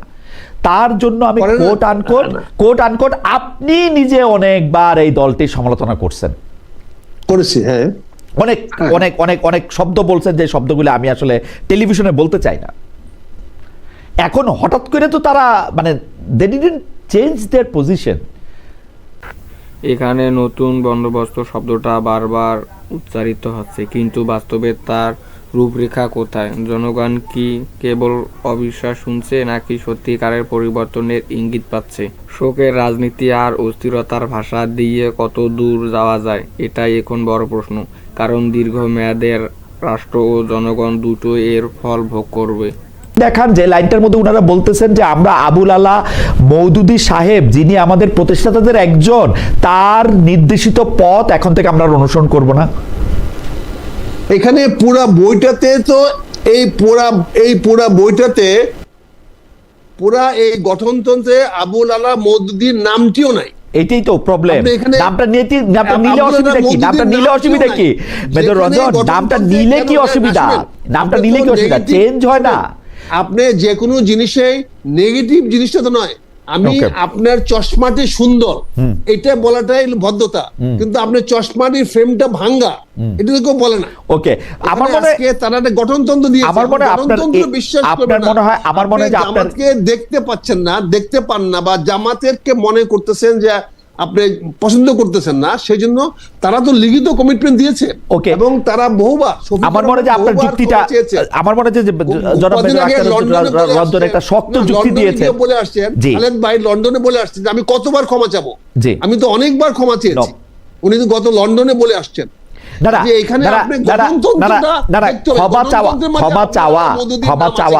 আমি কতবার ক্ষমা চাবো, এর আগেও আমরা ক্ষমা চেয়েছি, এগুলি হচ্ছে একরকম শব্দ। আবার 16 ডিসেম্বরকে জামায়াতে ইসলামী কিভাবে ডিল করবে, 26শে মার্চকে কিভাবে ডিল করবে, সেটা কিন্তু আবার আরেক রকমের মানে প্র্যাকটিস। আমরা তো আসলে মুখের কথা না শুধু। তবে তবে তবে তবে তবে জনাব আখতারুজ্জামান রঞ্জন, জি এবারে 16 ডিসেম্বরে জামাত যে র্যালিটা করেছে, মুক্তিযুদ্ধের পক্ষে র্যালিটা করেছে, এত বড় র্যালি তো অন্য কেউ করে না এবছর। এই বছর 16 ডিসেম্বরে যে জামাত যে র্যালিটা করেছে মুক্তিযুদ্ধের, তারপরে যদি তাদেরকে না হয়, তাদেরকে ফাঁসি দিয়েছেন, তাদের লোকদেরকে ফাঁসি দেওয়া হয়েছে, তারপরে যদি তাদের পাপ মোচন না হয়, ওকে, আমার মনে হয় একটা শক্ত যুক্তি। আমি একটু মাওলানা আফেদির কাছে যাই, কারণ আমার কাছে মনে হয়েছে যে যথেষ্ট মানে গুরুত্বপূর্ণ যুক্তি জনাব আখতারুজ্জামান রঞ্জন দিয়েছেন, যে উনি গঠনতন্ত্র উল্লেখ করে বলছেন যে উনি আসলে কিভাবে দল পরিচালনা করবেন সেটাই গঠনতন্ত্রের মধ্যে পুরোপুরি আসে। ওইটার মধ্যে মাওলানা আবুল আলা মওদুদী, যিনি জামাতে ইসলামী একটা প্রতিষ্ঠাতাদের একজন, তার সম্পর্কে আসলে এরকম কোনো বক্তব্য নাই। আমাদের একজন দর্শক যিনি নাজি মাহমেদ, তিনিও বলছেন খালেদ সাহেব আমি কি অনুসরণ করছি সেটা স্পষ্ট করার পরও কি অনুসরণ করছি না সেটা স্পষ্ট করতে হবে। মোটামুটি ভাবে জনাব রঞ্জনেরও আর্গুমেন্টের পক্ষেই উনি বলছেন। জনাব মাওলানা আফেদি, আপনি যদি এই প্রসঙ্গে কিছু বলেন। আমার কিছু অরিজিনাল প্রশ্ন ছিল আপনার কাছে, এটা যদি একটু দ্রুত একটু বলেন। জি, ধন্যবাদ আপনাকে। আসলে আমার প্রথম পয়েন্ট যেটা, জনাব আবুল আলা মওদুদী সাহেব তো আর বাংলায় রচনাগুলো লেখেননি, বাংলায় তো বই পুস্তকগুলো লেখেননি। বাংলায় কি লিখেছেন? অনুবাদ হয়েছে, তার অনেক মোটামুটি সব কাজের অনুবাদ হয়েছে। না, অনুবাদ হয়েছে, অনুদিত হয়েছে, সেটা ভিন্ন পয়েন্ট। কিন্তু তিনি লিখেছেন কোন ভাষায়? তিনি তার ভাষায় লিখছেন, অর্থাৎ উর্দুতে লিখছেন। অর্থাৎ তিনি যে ভাষায় লিখে গেছেন সেই ভাষার লেখা বই পুস্তকগুলো এখনো এদেশের ওলামা একরামের কাছে, তার তাফহিমুল কোরআন সহ বিভিন্ন রকম লেখা জিনিসগুলো এখনো হক্কানি ওলামা কেরাম, শুধু বাংলাদেশ নয়, পাকিস্তান, ইন্ডিয়া পাকিস্তান, এই ভারত উপমহাদেশের হক্কানি বিজ্ঞ আলেম সমাজের অনেকের কাছে আছে। সেই জায়গাগুলোতে তো তারা আঙ্গুল দিয়ে বারবার দেখিয়ে দিচ্ছেন এই জায়গাগুলো ফল্ট আছে, এই জায়গাগুলো ফল্ট আছে। না, কিন্তু মাওলানা আফেদি, আপনি যে জায়গায় আপনার দ্বারস্থ আমরা হচ্ছি, দেখেন দর্শকরা আমাকে বলতেছেন, মনিরুল ইসলাম উনি বলতেছেন খালেদ ভাই অল্প বিদ্যা ভয়ঙ্করী, আকীদা নিয়ে আপনি কোন হিসাবে হুজুরের সাথে ডিবেট করেন, মাফ করে দিয়েন। কিন্তু ঘটনা হইতেছে যে আপনি আমাকে দেখায় দেন যে মানে আপনি বলতেছেন মওদুদী সাহেবের কথা জামায়াত কোথায় অনুসরণ করতেছে, মাঠে বা প্র্যাকটিক্যালি গত 15 বছর 20 বছর, বা কোথায় উদ্ধৃত করতেছে, গঠনতন্ত্রের নামটা পর্যন্ত নাই। মেজর আখতারুজ্জামান রঞ্জন একদম স্পষ্ট করে দেখাইছেন। কিন্তু এটা আপনি উৎপত্তি স্থল জায়গাটাকে বিবেচনায় আপনাকে আনতে হবে। কথা ঠিক আছে ভাই? আচ্ছা, উৎপত্তি, এই দলের উৎপত্তি কোত্থেকে, প্রতিষ্ঠাতা কে, প্রবর্তক কে, কি তার দৃষ্টিভঙ্গি, কি তার কনসেপ্ট, কি নিয়ে তিনি যাত্রা শুরু করেছেন, এগুলোকে আপনার সামনে আনতে হবে। এগুলো যদি আপনি বাদ দিয়ে আলোচনাকে এগিয়ে নেওয়ার চেষ্টা করেন, আমি মনে করি এটা তো ঠিক হবে না এবং যথার্থ হবে না। ওকে, আপনি উৎপত্তির জায়গা থেকে, একদম উৎপত্তির জায়গা থেকে বলছেন। আমি বলি, জি, বাংলাদেশ জামাত ইসলামীকে দেশের আলেম সমাজ একটি রাজনৈতিক দল হিসেবে মনে করে, কিন্তু ইসলামী দল হিসেবে মনে করতে তারা প্রস্তুত নন। তারা এক্ষেত্রে একবারে খুব শক্ত অবস্থান তাদের, যে ইসলামী দল হিসেবে তারা স্বীকার করতে প্রস্তুত নয়। নম্বর এক, আমার যে একজন ভাই আমাকে প্রশ্ন করলেন যে এত সালে, কত সালের কথা বলেছিলেন ভাই, আপনি আমাকে একটু হেল্প করুন। কোনটা? ও আচ্ছা আচ্ছা আচ্ছা, ওই যে হ্যাঁ, উনি 2018 সালে কথা বলেছেন। 2018 সালে সিলেটে ইলেকশন করার সময় আপনার জি প্রথম উত্তর হলো, এটা সভাপতি সাহেব কোথায় কোন জায়গায় বলেছেন, এটা সভাপতি সাহেব জাতির কাছে উত্তর দেবেন, তিনি সভাপতি সাহেবের কাছে প্রশ্ন করবেন, ওইরকম বক্তব্য তো আমি দেইনি। নম্বর 2, 18 সাল বলেন আর আরো আগের ইলেকশন 2001 সালে বলেন, জামাতের সাথে থাকা মানে জামাতের নেতৃত্বাধীন জোটে থাকা নয়। এখন যে জোটটা আছে বিএনপির বিপরীতে, যে জোটটা আছে, এই জোটটা জামাত ইসলাম, বাংলাদেশ জামাত ইসলামের নেতৃত্বাধীন জোট। এক নম্বরে কার নাম? আমি এক নম্বরে কোন দলের নাম? আমি দুইটা জায়গায় হ্যাঁ, এক নম্বরে কোন দলের নাম, সেটা খুবই গুরুত্বপূর্ণ প্রশ্ন আপনার কাছে। আমি বলি, জি, আমরা বাংলাদেশ জাতীয়তাবাদী দল বিএনপির নেতৃত্বাধীন জোটে ছিলাম, সেই জোটে আমরাও একটা শরিক দল, বাংলাদেশ জামাত ইসলাম একটা শরিক দল ছিল। এই অবস্থানটা আর তাদের নেতৃত্বাধীন জোটে যুক্ত হওয়া, দুইটার মধ্যে ডে নাইট ডিফারেন্স আছে বলে আমি মনে করি। Right, absolutely. আচ্ছা, কিন্তু আপনি যে জামায়াতে ইসলামীকে একটি রাজনৈতিক দল মনে করেন, ইসলামিক আদর্শের দল মনে করেন না, আপনি কি আমাকে বলবেন যে বাংলাদেশে ইসলামিক আদর্শের দল নয় কিন্তু নামের সাথে ইসলাম আছে, বা কোনটি ইসলামিক আদর্শের দল, এইভাবেও যদি আমি প্রশ্ন করি? আমি বলি আমরা মনে করি, জি, কারা ইসলামিক আদর্শের দল মনে করছি না। এখন বাংলাদেশে আওয়াজটা উঠানো হয়েছে এইভাবে যে এবার ইসলামকে রাষ্ট্র ক্ষমতায় নিতে হবে, এরকম একটা, এবং এইরকম একটা আবহ তৈরি করা হয়েছে, এরকম একটা গ্রাউন্ড বা এরকম একটা পরিবেশ বা এরকম একটা সিচুয়েশন তৈরি করা হয়েছে যে ইসলামকে এবার ক্ষমতায় নিতে হবে।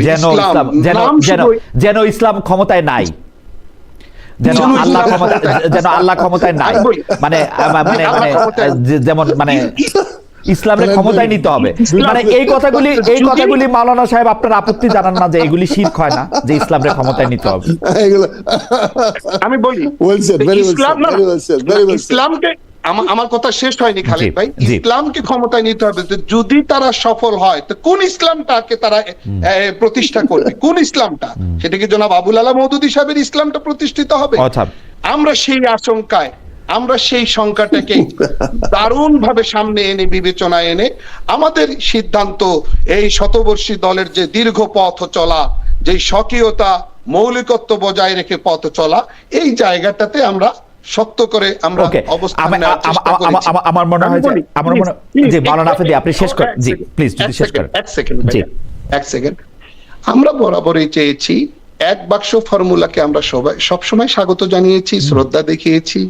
আমরা যারা আছি বাকি দলগুলো, আমরা যদি একসঙ্গে বসতে পারতাম, এক হতে পারতাম, সেই জায়গাটাকে আমরা সব সময় শ্রদ্ধার সঙ্গে আমরা, মানে মাইনাস জামাত ইসলামী জি, মাইনাস জামাত ইসলামী, মানে আপনার ইসলামী শাসনতন্ত্র আন্দোলনের সমস্যা নাই, চরমনায়ের দলের মধ্যে আপনার সমস্যা নাই, আকীদাগত কোনো পার্থক্য আপনি দেখেন না জমিয়তের সাথে? না, আমাদের মধ্যে ওই জায়গাগুলোতে কোনো প্রবলেম ছিল না। আমরা শুরুতে এই জায়গাটাতে, কিন্তু যখন আমরা রাজনৈতিক প্রবলেমের কথা আমি বলতেছি না, রাজনৈতিক কথার মতো আমি বলতেছি না, ধর্ম বিশ্বাসে, আচরণে, পালনে আপনি কোনো প্রবলেম দেখেন না অন্য দলগুলির সঙ্গে, জমিয়তে ইসলামের সঙ্গে? না, সবাই সবগুলোই মনে করেন যে প্রায় স্কুল আলাদা আলাদা নাম, কিন্তু শুধু ওকে, আপনি জামাতে ইসলামী কি শুধু আলাদা দেখতেছেন? আচ্ছা, যাই হোক, আমি একটু জনাব মেজর আখতারুজ্জামান রঞ্জনের কাছে, আপনাকে অনেক ধন্যবাদ মাওলানা আফেদী। মোহাম্মদ মালায়েক উনি বলছেন 47, 71, 24 নাম ধরে ক্ষমা চাইছে খালেদ মহিউদ্দিন। আমির বলছেন মিথ্যা কেন বলছেন? ভাই, আমির সাহেব আমাকে যখন ইন্টারভিউ দিচ্ছেন, উনি তখন বলছেন 47 থেকে 24 পর্যন্ত যাবতীয় সব অপরাধের জন্য আমি ক্ষমা চাই। তো আমি তাকে প্রশ্ন করছি, এর মধ্যে কি কোনো 71, এর মধ্যে কি 71 আছে? উনি বলছেন যা আছে সবই আছে। আমার কথা হলো, 71 শব্দটা উচ্চারণ করে ক্ষমা চাওয়ার ক্ষেত্রে বলে, কিন্তু অনেকবার ক্ষমা চাইছি, বাংলাদেশ বিশ্বাস করি, 16 ডিসেম্বর পালন করি, কিন্তু রঞ্জন ভাই আপনারা কিন্তু ক্ষমা চাওয়ার ব্যাপারে বা এইটা বলার ব্যাপারে আবার একটা আলাদা অবস্থান বজায় রাখেন। মানে ব্যাপারটা কিরকম আমি আপনাকে বলি রঞ্জন ভাই, আমি ব্যাপারটা বলি, আপনাদের দলটা কিরকম, আপনারা টেস্ট করেন, যদি আজকে মুক্তিযুদ্ধের জায়গা থেকে অন্য জায়গার মধ্যে থেকে যদি শক্তিশালী হয়, আপনারা আরামে ওইটারে আপনারা নিয়ে নেবেন। ইসলামী দলগুলির ক্ষেত্রে যে প্রশ্ন জনাব আফিন্দি তুলেছেন, সেই প্রশ্নও কিন্তু ঠিক, আপনারা টেস্ট করেন যে কোন পক্ষে আসলে বাতাস ভারী। আপনি যদি আমি তিনটা পয়েন্ট আপনাকে পরিষ্কার করতে চাই। জি, প্রথমে তো একটি পয়েন্ট হলো, যে দোষের জন্য আমি ফাঁসি হয়েছে, আমি মৃত্যুদণ্ড হয়েছে, সেইটার জন্য আপনি বারবার আমাকে ইনসিস্ট করছেন ক্ষমা চাইতে, তাহলে আমার ফাঁসি ফিরিয়ে দেন। না আমি তো ইনসিস্ট করি না, রঞ্জন ভাই আমি আপনাকে বুঝাই, আমি কিন্তু ইনসিস্ট করি না, আপনারা ক্ষমা না চান, ক্ষমা না চাই রাজনীতি করেন, ক্ষমা না চাই বাংলাদেশে ক্ষমতা আসেন, আমার কোনো প্রবলেম নাই, কিন্তু আপনারা মুখে যে বলেন আপনারা ক্ষমা চাইছেন, ইজ ইট ট্রু? না, মুখে বলে আপনারা যখন বারবার বলেন ক্ষমা চান, আমি বলি না আপনারা আমার এই আপনারা থেকে বাদ দেন, আপনারা ক্ষমা চান না, আপনারা 71 সালেও ঠিক কাজ করছেন, এখনো ঠিক কাজই করতেছেন, আমার কোনো প্রবলেম নাই। ইটস ইওর পলিটিক্স ভাই, ইটস ইওর পলিটিক্স ভাই। না আপনি ঠিক কাজ করছেন তো, 71 সালেও ঠিক করছেন, 47 সালেও ঠিক করছেন, এখনো ঠিক করতেছেন, আমার কোনো অসুবিধা নাই তো, আই এম গুড। না আপনার বক্তব্য, আমরা তো সেটা বলি নাই। জি, আপনারা কি বলছেন সেটা একটু বলেন তো শুনি। আমরা 71 সনে যে অপবাদ আপনারা দিয়েছেন, সেই অপবাদের জন্য আমাদের ফাঁসি হয়েছে।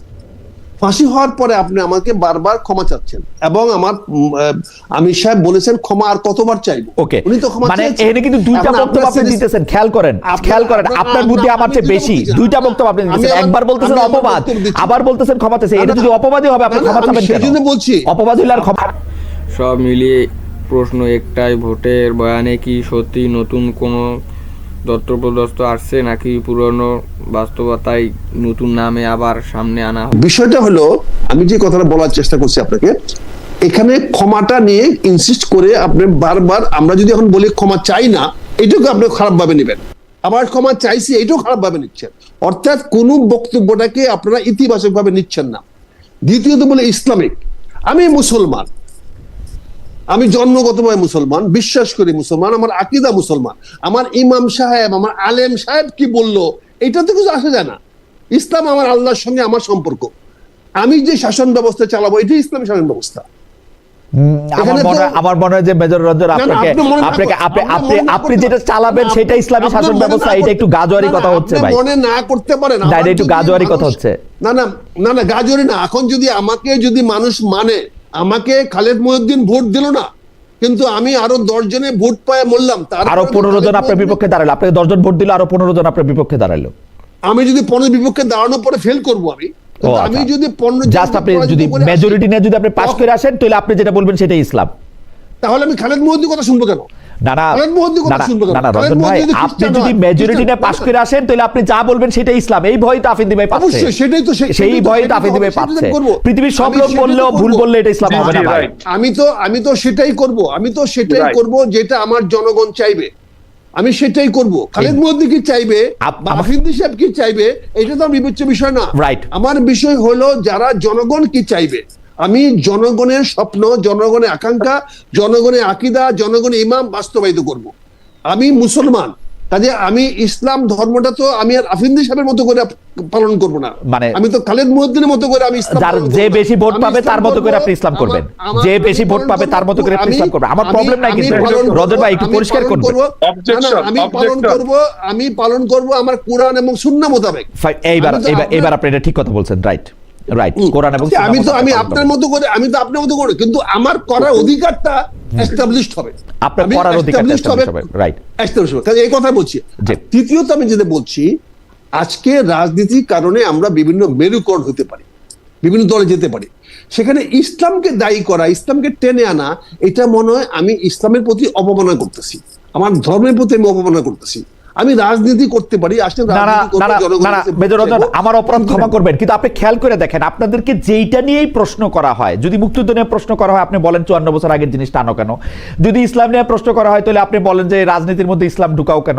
মানে আপনাদের কি নিয়ে প্রশ্ন করবো আমরা আপনার কিন্তু কি নিয়ে প্রশ্ন করবো, আপনি শিখাই দেন যে এইটা নিয়ে প্রশ্ন করবো। জামাত ইসলামে তো প্রশ্নই করা যায় না, আপনি আমাকে শিখাই দেন। আমি আপনার কাছে আসবো, আপনি আমাকে একটু শিখাই দেন রঞ্জন ভাই, জামাত ইসলাম কি নিয়ে প্রশ্ন করবো। খালেদ ভাই, আমি আপনাকে আমাকে যেই প্রশ্ন করবেন, আমি যেই প্রশ্ন আপনি করবেন, আমি সেই প্রশ্নের উত্তর দিব। জি, আপনি সেখানে 10-এর থেকে আমাকে 0 দিয়েন, কিন্তু আপনি আমাকে আপনার উত্তরটা দিতে বলেন না। না আমার উত্তর, আমার আপনার আমার তো মন উত্তরই মতো- নাই, আমার তো প্রশ্নটা আছে, আমি জানি না হ্যাঁ, উত্তর। কাজে আপনি আমাকে যেই প্রশ্নই করবেন আমি সেই প্রশ্নের উত্তর আপনি দিব। আমাকে প্রশ্নটা শিখাই দেন, প্রশ্নটা শিখাই দেন। নম্বর আপনি না, নম্বর আপনি ইসলাম নিয়ে কথা বললো, জামাত ইসলামের না, না, সমস্যা, মুক্তিযুদ্ধ নিয়ে কথা আমি বললো তো বলি সমস্যা। নাই, আমি তো বলি না ইসলামের সমস্যা। আমি বলেছি যে আপনার যদি আজকে রাজনীতির মাঠে ইসলামকে নিয়ে এসে যদি ইসলামের কথা বলি, তাহলে আমি যদি ইসলামকে নিয়ে বিতর্ক করতে যাই, তখন আবার বলবেন আমি ইসলাম নিয়ে বিতর্ক করতেছি। কারণ আপনি কিন্তু দলটার আপনি যে মধ্যে ইসলামের যেমন আফিন্দি সাহেব তো পরিষ্কার করলেন বিএনপির সাথে উনার প্রবলেম নাই, কারণ বিএনপি বলতেছে না যে উনার ইসলামিক রাজনীতি করে। জামায়াতে ইসলামী কে বলছে আফিন্দি সাহেব বলছেন বিএনপি আফিন্দি সাহেব বলছে, এটি তো ফাইনাল না। আফিন্দি সাহেবের বক্তব্যটা, আমি তো বিএনপি করে আসছি, আফিন্দি সাহেবের চেয়ে বেশি তো বিএনপিকে আমি চিনি এবং জানি। রাইট। আমরা তো সবসময় বিএনপি বলে আসতেছি আমরা ইসলামের ধারক বাহক, আমরা দেশে বিসমিল্লাহির রহমানির রহিম আনছি, আমরা এই দেশে আমরা ইসলাম শাসন করছি। আচ্ছা আমি আচ্ছা আচ্ছা ধর্মীয় আচ্ছা ধর্মীয় মাওলানা আফিন্দি, মূল্যবোধে মাওলানা আফিন্দি, মূল্যবোধ- মাওলানা আফিন্দি আমি একটা মিনিট আসতেছি, সময় দেন, কাজে এখানে- মেজর রঞ্জন শেষ করুন, না, তারপর আপনি বলবেন। ধর্মীয় মূল্যবোধে বিশ্বাসী, মাওলানা আফিন্দি, ধর্মীয় মূল্যবোধে ইসলামী মাওলানা আফিন্দি, মূল্যবোধে বিশ্বাসী। আমার মনে হয় যে আমরা সবাই কথা বললে আমরা ঠিক শুনতে আছে। পারবো না। মেজর রঞ্জন শেষ করুক 1 মিনিটে, তারপর আপনি বলবেন। ধন্যবাদ। জি হ্যাঁ, জি, সেখানে জি। আমি বলছি যে আপনি আমাকে যে কোনো ধরনের প্রশ্ন করেন, প্রশ্নের উত্তরে আপনি আমাকে 0 দেন, কিন্তু সেই উত্তরটাকে আবার বিতর্কের মধ্যে নিয়ে যায় না। ওকে, উত্তরটা আবার বিতর্কের মধ্যে নিয়ে যান না। মানে প্রশ্ন আমি 0 দিব, বলছি- উত্তরটা বিতর্কে নিব না, তাই তো? আমি বলছি মওদুদিবাদ আমার মধ্যে নাই। আমি আমার গঠনতন্ত্র দিয়ে বলছি মওদুদিবাদে মওদুদিবাদ শব্দটা আমার মধ্যে নাই। তারপরে আপনি বলছেন আমি মওদুদিবাদে ফিরে যাবো কিনা? না না না না না, আপনারা তো আমরা মেজর রঞ্জন, মেজর রঞ্জন, আমাদের কি সমস্যা আমি একটু বলি। এইবার একটু জনাব আফিন্দিকে একটু কথা বলতে দেন। আমি খালি সমস্যাটা বলি, আফিন্দি সাহেব, আমি খালি সমস্যাটা বলি, আমার সমস্যাটা বলি। রঞ্জন ভাই, আমাকে একটা কথা বলতে দেন, একটা কথা বলতে দেন। আপনি যে কথাগুলি বলছেন সেই কথাগুলি যদি জামায়াতের আমির মহোদয় বলতেন, তাইলে তো আমরা বুঝতাম যে আমরা রাজনীতির মধ্যে আমরা জনাব আবুল আলাহ মওদুদীকে অনুসরণ করতেছি না। আমি এই কথাটা অনুপস্থিত দেখতে পাচ্ছি। এটা আপনি বলতেছেন, সেই কথাটা আমি আমির সাহেবের কাছে অনুপস্থিত দেখতে পাচ্ছি। আর আপনার কথা কি আমি নিব? 2 মিনিট পরে আবার শুনবো যে জামায়াত বলবে যে এটা ওনার নিজস্ব বক্তব্য। না, এই কথাটা বলার জন্য তো জামাতের আমির গঠনতন্ত্র বানিয়ে আমাদের ঘরে ঘরে পাঠিয়ে দিচ্ছে। ওকে, এই কথাটার জন্য তো গঠনতন্ত্র দিয়েছে। আমার মনে যে এইটা ফ্যান্টাস্টিক যুক্তি। জনাব আফিন্দি, আপনি বলতে চাইছিলেন, মাওলানা আফিন্দি, উনি পরিষ্কার করছেন যে জামায়াতের অফিসিয়াল বক্তব্য হচ্ছে উনাদের গঠনতন্ত্র। তো আপনার তো আর অন্য কিছু দেখে শঙ্কিত হওয়ার দরকার নাই, এবং মাঠের রাজনীতি তো গত 15 বছর ধরে একবারের জন্য কোনো কিছু উদ্ধৃত হয় না ভাই, আমার কাছে, আমি শ্রদ্ধা রেখে বলছি, আমার কাছে এই ফর্মুলা অ্যাকসেপ্টেড নয়।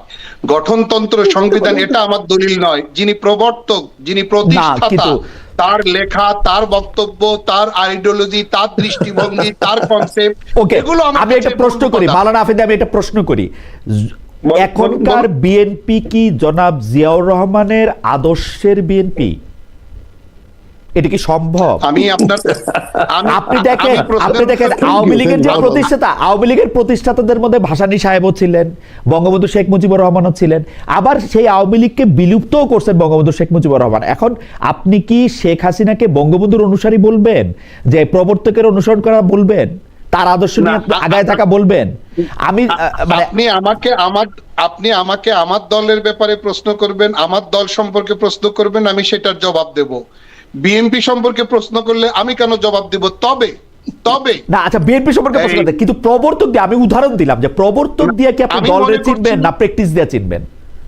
আমি মনে করছি তারেক রহমান সাহেব, বিএনপির ভারপ্রাপ্ত চেয়ারম্যান জনাব তারেক রহমান সাহেব দীর্ঘ 17 বছর পর দেশে ফিরে যে বক্তব্য দিয়েছেন, যে বিশাল জনসমুদ্রে, সেই বক্তব্য প্রমাণ করে যে ধর্মীয় মূল্যবোধের ছাপ সেই বক্তব্যে আছে।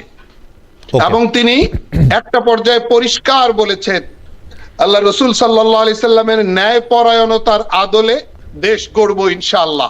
আপনার মনে থাকবে মাওলানা আফিন্দি, আপনার মনে থাকবে মাওলানা আফিন্দি যখন ক্ষমতায় ছিলেন সাবেক প্রধানমন্ত্রী শেখ হাসিনা, তিনি তার প্রতি বক্তব্যে এই কথা বলতেন, স্বাধীনতার আদর্শে, ইসলামের আদর্শে, কোরআন সুন্নাহ দিয়ে তিনি দেশ চালাবেন। কিন্তু আমরা কিন্তু এটা প্রকৃত প্রস্তাবে দেখি নাই। আমি জনাব তারেক সাহেবকে সন্দেহ করতেছি না, আমার প্রশ্নটা সরল। প্রশ্নটা হচ্ছে প্রবর্তক দিয়ে আপনি দল চিনবেন নাকি চর্চা দিয়া? না, আমি গোড়া ফাউন্ডেশন, আপনি কি বলেন, আপনি ফাউন্ডেশনকে বেশি গুরুত্ব দিবেন না বিল্ডিং এর চাকচিক্যকে বেশি গুরুত্ব দিবেন? আমি আপনি জবাব দিন ফাউন্ডেশনও আমাকে। গুরুত্ব দিব, উপরে যে ঢালাই এবং বিল্ডিংটা যেই রং নিয়ে দাঁড়ায় আছে সেটাকেও গুরুত্ব দিব। আমি শিকড়কে গুরুত্ব No. দিলে আমি কাণ্ডের গুরুত্ব দিতে পারবো না, তখন আমাকে বলা হবে কাণ্ড জ্ঞানহীন। না না না, আপনাকে তখন কাণ্ডজ্ঞানীন বলা হলেও আপনি ফাউন্ডেশন নড়বড় রেখে, ফাউন্ডেশনকে দুর্বল রেখে আপনি স্ট্রাকচার উঠাবেন কি করে ভাই? ফাউন্ডেশন তো এখানে- আগে। ওকে, খালেদ ভাই, আচ্ছা আপনি যদি এই ব্যাপারে আপনার বক্তব্য শেষ করেন, কারণ অনেকে মানে প্রশ্ন এরকম করতেছেন, খালেদ মুহিউদ্দিন সাহেব আসলে জামায়াতকে প্রশ্নবিদ্ধ করার জন্য একজন আলেমের সাথে ইসলামিক ব্যাপারে অজ্ঞ একজন ব্যক্তিকে বসাইছে। কিন্তু আমার পয়েন্ট হচ্ছে জনাব আফেদি, আপনি এই ব্যাপারটা যদি আমাদেরকে একটু ক্লিয়ার করেন যে আপনি আলেম, সেটা আমরা মানে আমি মেনে নিয়ে এটা বলতেছি যে এই ব্যাপারগুলি আমরা যারা সাধারণ মানুষ আছি তাদেরও তো নিশ্চয়ই আসলে বোঝার দরকার আছে, মানে না বুঝলে মানে আমরা কেমনে এটাতে অংশগ্রহণ করব। কিন্তু আমার আপনার কাছে আমার যেটা আমি মনে করি, আপনার কাছে যে আমি মনে করি খালেদ ভাই, আপনাকে ধন্যবাদ। জি, ইসলাম সম্পর্কে একটা স্বচ্ছ ধারণা সকলের থাকা উচিত। ওকে, হ্যাঁ, সেটা ইসলামের মধ্যে যতগুলো দিক আছে, যে সেটা আমিও মনে জি, করি, সমস্ত দিক সম্পর্কে একটা পরিপূর্ণ ধারণা থাকা উচিত। সেটা আকীদার প্রশ্নে হোক, সেটা ইসলাম ধর্মের বিধিবিধান সংক্রান্ত হোক, সেটা ইসলাম ধর্মের আরো কোনো অন্য সাইট নিয়ে হোক, ব্যবহার আচার অনুষ্ঠান কেন্দ্রিক হোক, সর্বক্ষেত্রে আমি মনে করি একটা পরিপূর্ণ ধারণা থাকা উচিত। এই যে একটা সহজ সব জায়গায় ইসলামের সাইনবোর্ড ব্যবহার করে, ইসলামের লেভেল ব্যবহার করে বলা, আবার বলা যে না আমরা কারো প্রশ্নের জবাবে এটা স্পষ্ট বলে দেওয়া, আমরা কবে বলেছি যে আমরা ক্ষমতায় গেলে এই ইসলামী শরিয়া বাস্তবায়ন করব, শরিয়া আইন বাস্তবায়ন করব? এই যে দুই রকম, এই যে দ্বিচারিতা, আমি মনে করি এগুলো ইসলামে দ্বিচারিতা থেকে বাইরে হয়ে আসতে বলতেছেন জসিমউদ্দিন নামে একজন দর্শক। আমি জনাব মেজর আখতারুজ্জামান রঞ্জনের কাছে যাচ্ছি, আমি প্রশ্নটা করে রাখি মাওলানা আফেদি, আপনাকে একটু আমি প্রশ্ন করতে চাই, যেটা আপনি পরে জবাব দিবেন, যে বিএনপিও তার জোট দলের প্রার্থী মিলে প্রায় 100 খানেক প্রার্থী আপনাদের জোটের বিদ্রোহী প্রার্থী। আপনার আসনে বিএনপির একটি অংশ আপনার মনোনয়ন নিয়ে আপত্তি তুলেছিল।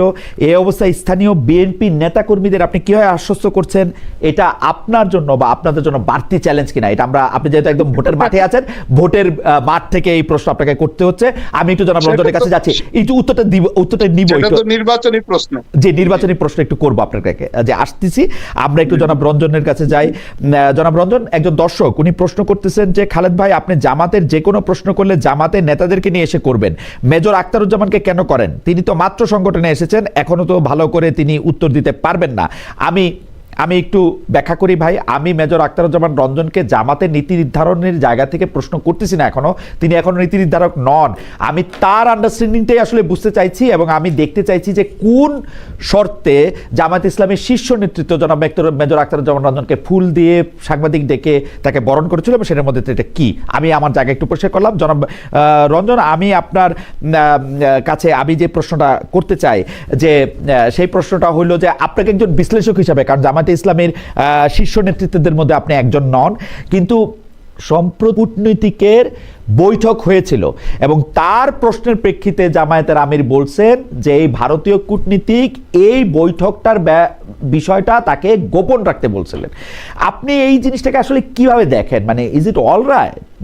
মানে আমাকে একজন ভারতীয় কূটনীতিবিদ বলল আমার রাজনীতিটা হচ্ছে ভারতীয় আধিপত্যবাদের বিরুদ্ধে, কিন্তু আমাকে একজন কূটনীতিবিদ আমার সাথে গোপনে দেখা করতে চাইলো, আমি তার সাথে গোপনে দেখা করলাম। কূটনীতিবিদ মানে কিন্তু উনি বর্তমান প্রধানমন্ত্রী নরেন্দ্র মোদীর সরাসরি প্রতিনিধি। দেখা করলাম, এটা আবার গোপন রাখলাম, এবং পরে রয়টার যখন আমাকে জিজ্ঞেস করলো যে আমাদের কাছে খবর আছে যে ইন্ডিয়ার একজন ডিপ্লোম্যাট আপনার সঙ্গে দেখা করে গেছে, আপনি কি সেটা স্বীকার করেন কিনা? উনি যেহেতু মিথ্যা বলেন না, সেজন্য উনি বলছেন যে হ্যাঁ এটা দেখা করছেন, আমাকে এটা গোপন রাখতে বলা ছিল। আপনি এটাকে কিভাবে দেখেন আসলে? এখানে আমি ওই প্রশ্ন জবাব দেওয়ার আগে আমি একটু ক্লিয়ারিফাই করতে চাই। আফিন্দি ভাই সুন্দর কথা বলেছেন, উনি আলেম মানুষ, ওনার সঙ্গে আমি তো আলেম বা ইসলাম কোরআন নিয়ে কথা বলতে পারবো না, এত কিছু নাই, কিন্তু আমি ওনাকে জানতে চাই প্রকৃত ইসলামটা কি, সত্য ইসলামটা কি, কি করলে আমার আকীদা ঈমান ঠিক থাকবে, এটা কিন্তু ওনাকে জানতে চাই। এখানে ওনার অনেকগুলা কথার মধ্যে আমার একটা কথা মনে হয়েছে, আমরা ছোট সময় চুটকি পড়তাম, একটা বাঘ হরিণ খাবে, হরিণকে বলছে আমি তোকে খাবো, তোর অপরাধ কি? তুই আমার পানি গুলা করছিস। বলে আমি তো তোমার নিচে আছি, আমি পানি গুলা করলাম, তুমি তোমার উপরে। তোর বাপে পানি গুলা করেছিল উপর থেকে। এখন প্রশ্ন হয়েছে জামাত ইসলামকে এখন আমরা ধরতে পারতেছি না, এখন আমরা চলে গেছি এই উপমার প্রতি আমার যথেষ্ট আপত্তি না, আছে। জনাব আফ্রিদি আপনি আপত্তি আমার জানাবেন, জনাব আফ্রিদি আমার আপনি সহ জানাবেন, আলোচক জনাব আফ্রিদি আপনি বিনয়ের আপত্তি সঙ্গে জানাবেন, বলছি, আপনার এই উপমার মাওলানা প্রতি আফ্রিদি, আমার যথেষ্ট আপত্তি আছে। মাওলানা আফ্রিদি আপনি আপনার আপত্তি জানাবেন, ওনাকে একটু বলতে দেন। এই জাতীয় না, উপমা আমার মনে হয় যে অবতারণা করা থেকে আপনি আমার মনে হয় যে নিজেকে বিরত রাখবেন। আমি এই ক্ষেত্রে মাওলানা আফ্রিদি সাহেবের সাথে কিছুটা একমত, আপনি এখন- সরাসরি কথায় আসেন। হ্যাঁ। জি কাজে এখন আমি এখানে আমার অপরাধ এখন না, অপরাধ আমার বাবা করে গেছিল, জি তো বাবার অপরাধে এখন আমাকে শাস্তি পেতে হবে। মওদুদিকে আমরা বলছি মওদুদি নাই, মওদুদিবাদ আমরা মানছি না, মওদুদিবাদ আমাদের নাই, বাট আমরা তো মাওবাদীও পড়ি, জামাত ইসলামের ছেলেরা মাওবাদী বইও পড়ে, তাহলে কি মাওদুদিকে মানতেছি? আমরা তো আপনি রঞ্জন ভাই আপনি অনেক ভালো বিতার্কিক, আপনি হয়তো তর্ক করে জিতবেন, কিন্তু একটা স্পেসিফিক প্রশ্ন মাওলানা আফ্রিদি তুলছে, আপনি যেই প্রবর্তক থেকে প্রবর্তক হয়েছেন তার থেকে যে আপনি বদলাইছেন সেইটার কোনো ব্যাখ্যা আপনার কাছে আছে কিনা? আপনি ব্যাখ্যা দিচ্ছেন যে তার নাম আর আমাদের এই গঠনতন্ত্রের মধ্যে এখন আর নাই, আমরা বাংলাদেশের নাম জামাত ইসলামের নাম পরিবর্তন করছি। যদি তাই কইরা থাকেন, আপনারা তো বক্তব্যে কত ধরনের কথা বলেন, এই ভোট দিলে আল্লাহ খুশি হবে, এখানে পাল্লায় ভোট দিলে বেহেশতে যাবে, কত রকম। এই কথাটা বলা যায় না যে আমরা আমাদের প্রবর্তক যিনি ছিলেন বা যিনি অন্যতম, যিনি এইটা দলটা করছেন, সেই দলটা যারা করছেন, আপনারা যারা ভুল বুঝতেছেন বা ভুল জানেন, আফ্রিদি সাহেবরা ভুল প্রচার করে যে আমরা মওদুদিবাদ অনুসরণ করি, এটা আমরা করি না। এটা বললে অসুবিধাটা কি? আমি তো এটা বলতে কাউরে শুনি নাই, না আমির সাহেবরে বলতে শুনি, আপনি বলছেন, আপনি নিজেরে জিজ্ঞেস করে দেখেন, আপনি জিজ্ঞেস করলে আপনি আমাকে গণতন্ত্র দেখাই দিবেন। না না, আমি বলছি যে আমি বলতে আপত্তি নাই, কিন্তু প্রশ্ন হচ্ছে আমি সবারই প্রশ্নের জবাব একজনকে দিতে পারবো না। তো আমি গণতন্ত্রে বিশ্বাস করি, জনগণ আমাকে বিশ্বাস করে, আমি গণতন্ত্রে বিশ্বাস করি, আমি প্রতিটি ব্যক্তি বা আমার রাজনৈতিক প্রতিদ্বন্দ্বীর প্রশ্নের জবাব তো আমি দিতে বাধ্য নই। আসেন সংসদ যখন হবে, যদি সংসদে আপনারা আসেন, আলোচনা করব, প্রশ্নের আপনারা ভোটের আগে এটা বলবেন না, আপনারা ভোটের আগে এটা বলবেন না। জনাব আফ্রিদি সাহেবের, মাওলানা আফ্রিদি দেখেন, মাওলানা আফ্রিদি সাহেবের প্রবলেমটা কথা আপনি দেখেন।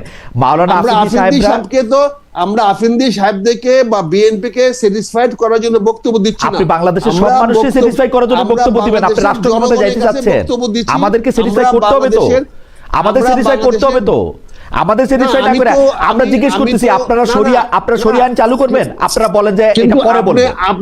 আপনি যে আমাদের কথা বলছেন, আমি সেই প্রশ্নের জবাব তো খালেদ মহিউদ্দিন সাহেবকে দিব না, কারণ খালেদ মহিউদ্দিন সাহেবের মাধ্যমে যত লোকের সঙ্গে আমরা যোগাযোগ করতে পারি, তার চেয়ে অনেক বেশি সঙ্গে আমাদের যোগাযোগ হয়, তারা অনেক বেশি দেখা হয়। কারণ আপনার মিডিয়াতে যারা আমরা কথা বলি, সেটা একটা মিডিয়ার অংশ, কিন্তু এছাড়াও জনগণের সঙ্গে সংযোগ আমাদের আছে। আমরা জনগণের ভোট চাচ্ছি এবং সেখানে জনগণ ভোট দেবে। জনগণকে কি বলেন, জনগণকে পরিষ্কার করেন, জনগণকে পরিষ্কার করেন যে জনগণ পরিষ্কার না হলে আমাদেরকে ভোট দেবে কেন? জনগণ যদি আমরা পরিষ্কার করতে না, আপনি তো কথাকে আপনার মানে কি বলে অসাধারণ তীক্ষ্ণ মেধা দিয়ে আপনি তো কথাকে ঘুরাচ্ছেন। ভাই আমি আপনাকে সরাসরি একটা প্রশ্ন করতেছি, আপনারা কি জনগণকে গিয়ে এই কথা বলেন যে না আমরা আসলে আবুল আল্লাহ মওদুদিকে অনুসরণ করতেছি না, আমরা ইসলামী শরিয়া পালন করব, দেশের রাষ্ট্র ক্ষমতা আইলে বা করব না, কোনো কিছু কি আপনারা পরিষ্কার করেন? এটা তো জনগণ আমাকে জানতে চাচ্ছ না, প্রশ্ন করতেছে না। জনগণের এই প্রশ্ন তো নাই।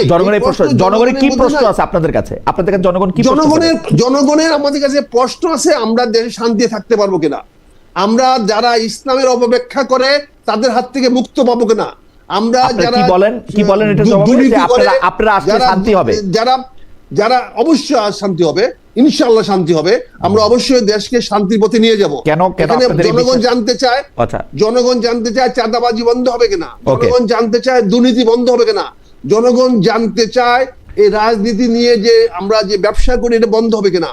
জামাতের জনগণের কাছে একদম তার কমিটমেন্ট, আমরা ইনশাআল্লাহ ক্ষমতায় আসলে চাঁদাবাজি বন্ধ হবে, দুর্নীতি বন্ধ হবে এবং সত্যিকার ইসলাম আল্লাহ যেটা বলেছে আমরা সেখানে জনগণ আপনাদের কাছে জানতে চায় যে আপনারা ক্ষমতা আসলে দুর্নীতি বন্ধ করবেন কিনা, আপনারা সেটা বলে আসেন যে আপনারা ক্ষমতা আসলে দুর্নীতি বন্ধ করবেন, তাই তো?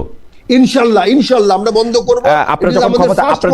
আপনারা যখন ক্ষমতার পার্ট ছিলেন, বিএনপির সঙ্গে দুর্নীতি বন্ধ হয়েছিল না? বিএনপি তো পার্ট ছিল, সে তো আমার তো নিজামী সাহেবের মন্ত্রণালয়ে তো দুর্নীতি হয় নাই না, আমি কেমনে জানবো হয়েছে না হয় নাই? এটা জনগণ দেখছে, তো জনগণ তো বলতেছে। ওকে, মানে নিজামী সাহেব বেগম খালেদা জিয়ার ক্যাবিনেটে বসতেছেন, খালেদা জিয়ার ক্যাবিনেট দুর্নীতিগ্রস্ত ছিল, নিজামী সাহেব আর মুজাহিদ সাহেব ছিল হচ্ছে সবচেয়ে ভালো, এই হচ্ছে জনগণ জানতে চায়। সেটা তো প্রধানমন্ত্রী কালেক্টিভ রেসপন্সিবল, কিন্তু মন্ত্রী তো রেসপন্সিবল না, মন্ত্রী একা ভালো করার চেষ্টা করছে। সেখানে 10 কেজি গুড়ের মধ্যে 1 কেজি গুড় ছিল এবং ভালো। জীবনে কোনোদিন নিজামী সাহেব, মুজাহিদ সাহেবের কাছে শুনি নাই যে বিএনপির এই গভর্নমেন্ট দুর্নীতি করতেছে, শুনি নাই কিন্তু যখন ওনারা মন্ত্রী ছিলেন। না শুনি নাই কেন, সেটা তাদের আনুগত্যের কারণে তারা বলে নাই। এই দুর্নীতিগ্রস্ত ক্যাবিনেটের কাছে তাদের আনুগত্য, 10 কেজি দুর্নীতিগ্রস্ত ক্যাবিনেটের কাছে আনুগত্য, তাই তো? না প্রধানমন্ত্রীর কাছে আনুগত্য। উনি তো যেহেতু ওই প্রধানমন্ত্রী মানে কি ওই সরকার দুর্নীতি করছে, চাঁদাবাজি করছে, ওই সরকারের ক্ষেত্রে আমি অনুগত থাকলাম। সেই তখন যদি ওটা থেকে বেরিয়ে আসে তাহলে তখন তাকে বলবেন। যেমন আমি আমার দলে প্রতিবাদ করার জন্য 5 বার বহিষ্কার হয়েছি, সেই জন্য তো আমি আমার প্রতিবাদ বন্ধ রাখবো, আমি আর প্রতিবাদ বন্ধ রাখবো। আমাকে তো 5টা অ্যাওয়ার্ড দেন নাই, আমাকে গালাগালি করেছেন, আমাকে বলেছেন যে আমি দলের ডিসিপ্লিন মানি না, দলের নিয়ম মানি না, আপনারা বলেছেন। কিন্তু আমি তো প্রতিবাদ করেছি দলের, যখন দলের যত ভুল দেখেছি প্রতিবাদ করে আজকে আমি আমার অবস্থানটা কোথায় গিয়ে দাঁড়িয়েছে, সেখানে তো আপনি অ্যাপ্রিশিয়েট করেন নাই খালেদ ভাই, সেখানে তো আপনি বলেন নাই যে আমি বুঝি না যে জিনিসটা আপনি উত্তরটা ভালো দিচ্ছেন কিনা, আপনি পরে শুনে দেখবেন, কারণ আপনি অনেক ভালো বিতার্কিক। মানে দুর্নীতির প্রশ্নে যে জামায়াত সরকারে আসলে যে দুর্নীতি একদমই করা হবে না বা করা যাবে না, ওইটা আমি কেমনে বিশ্বাস করবো এটা আমি পরিষ্কার হয়নি। তবে জনাব মাওলানা আফেদির কাছে আমি একটু আসি। জনাব মাওলানা আফেদি, আপনি একটু আপত্তি জানাতেছিলেন যে উদাহরণটার প্রশ্নে আপনি কি আসলে দেখেন ইসলাম ধর্মে একটা কিন্তু মানে একটা প্রমিস আছে যে এটা হচ্ছে পিতার অন্যায়ের জন্য কিন্তু পুত্রকে শাস্তি দেওয়া যাবে না, মানে যার যার অপরাধের দায় তার কাছেই পড়ে। তা আপনারা সেটা করতেছেন কিনা? এটা একটা উদাহরণ মানে আপনি প্রতিষ্ঠাতা বা প্রবর্তকের এটা আপনি করতেছেন কিনা? এবং আপনাদের ক্ষেত্রে অনেক বিদ্রোহী দল নির্বাচনী প্রশ্ন করছিলাম, সেটা আপনি যদি একটু বলেন। জি মাওলানা আফেদি। জি প্রথমত কথা হইলো শুধু পিতা পুত্রের ব্যাপার না, আল্লাহ তাআলা কোরআন শরীফে বলেছেন ওয়ালা তাজিরু ওয়াজিরাতুন বিজরা উখরা, একজনের পাপের দায় আরেকজন নেয় না, এটাও কোরআনী ফর্মুলা। জি এটা ঠিক আছে, কিন্তু গোড়া যেই জায়গা থেকে আমার উৎপত্তি সেই জায়গাটাকে আমি আমার আলোচনার টেবিল থেকে মাইনাস করতে পারি না। তাদের সিলেবাসে এই বই পুস্তকগুলো রয়ে গেছে। জি হ্যাঁ, তারা এগুলো স্টাডি করে। ঠিক আছে, এই পয়েন্ট আপনি অনেকবার বলছেন, আপনি একটা পয়েন্ট অনেকবার বলছেন, যদি আপনি একটু মুভ অন করেন। জি এটা আপনি বলছেন অনেকবার, কিন্তু আমার বিপক্ষে আমি একটু বলি মাওলানা আফেদি, আমার বিপক্ষে একটু আমি বলি।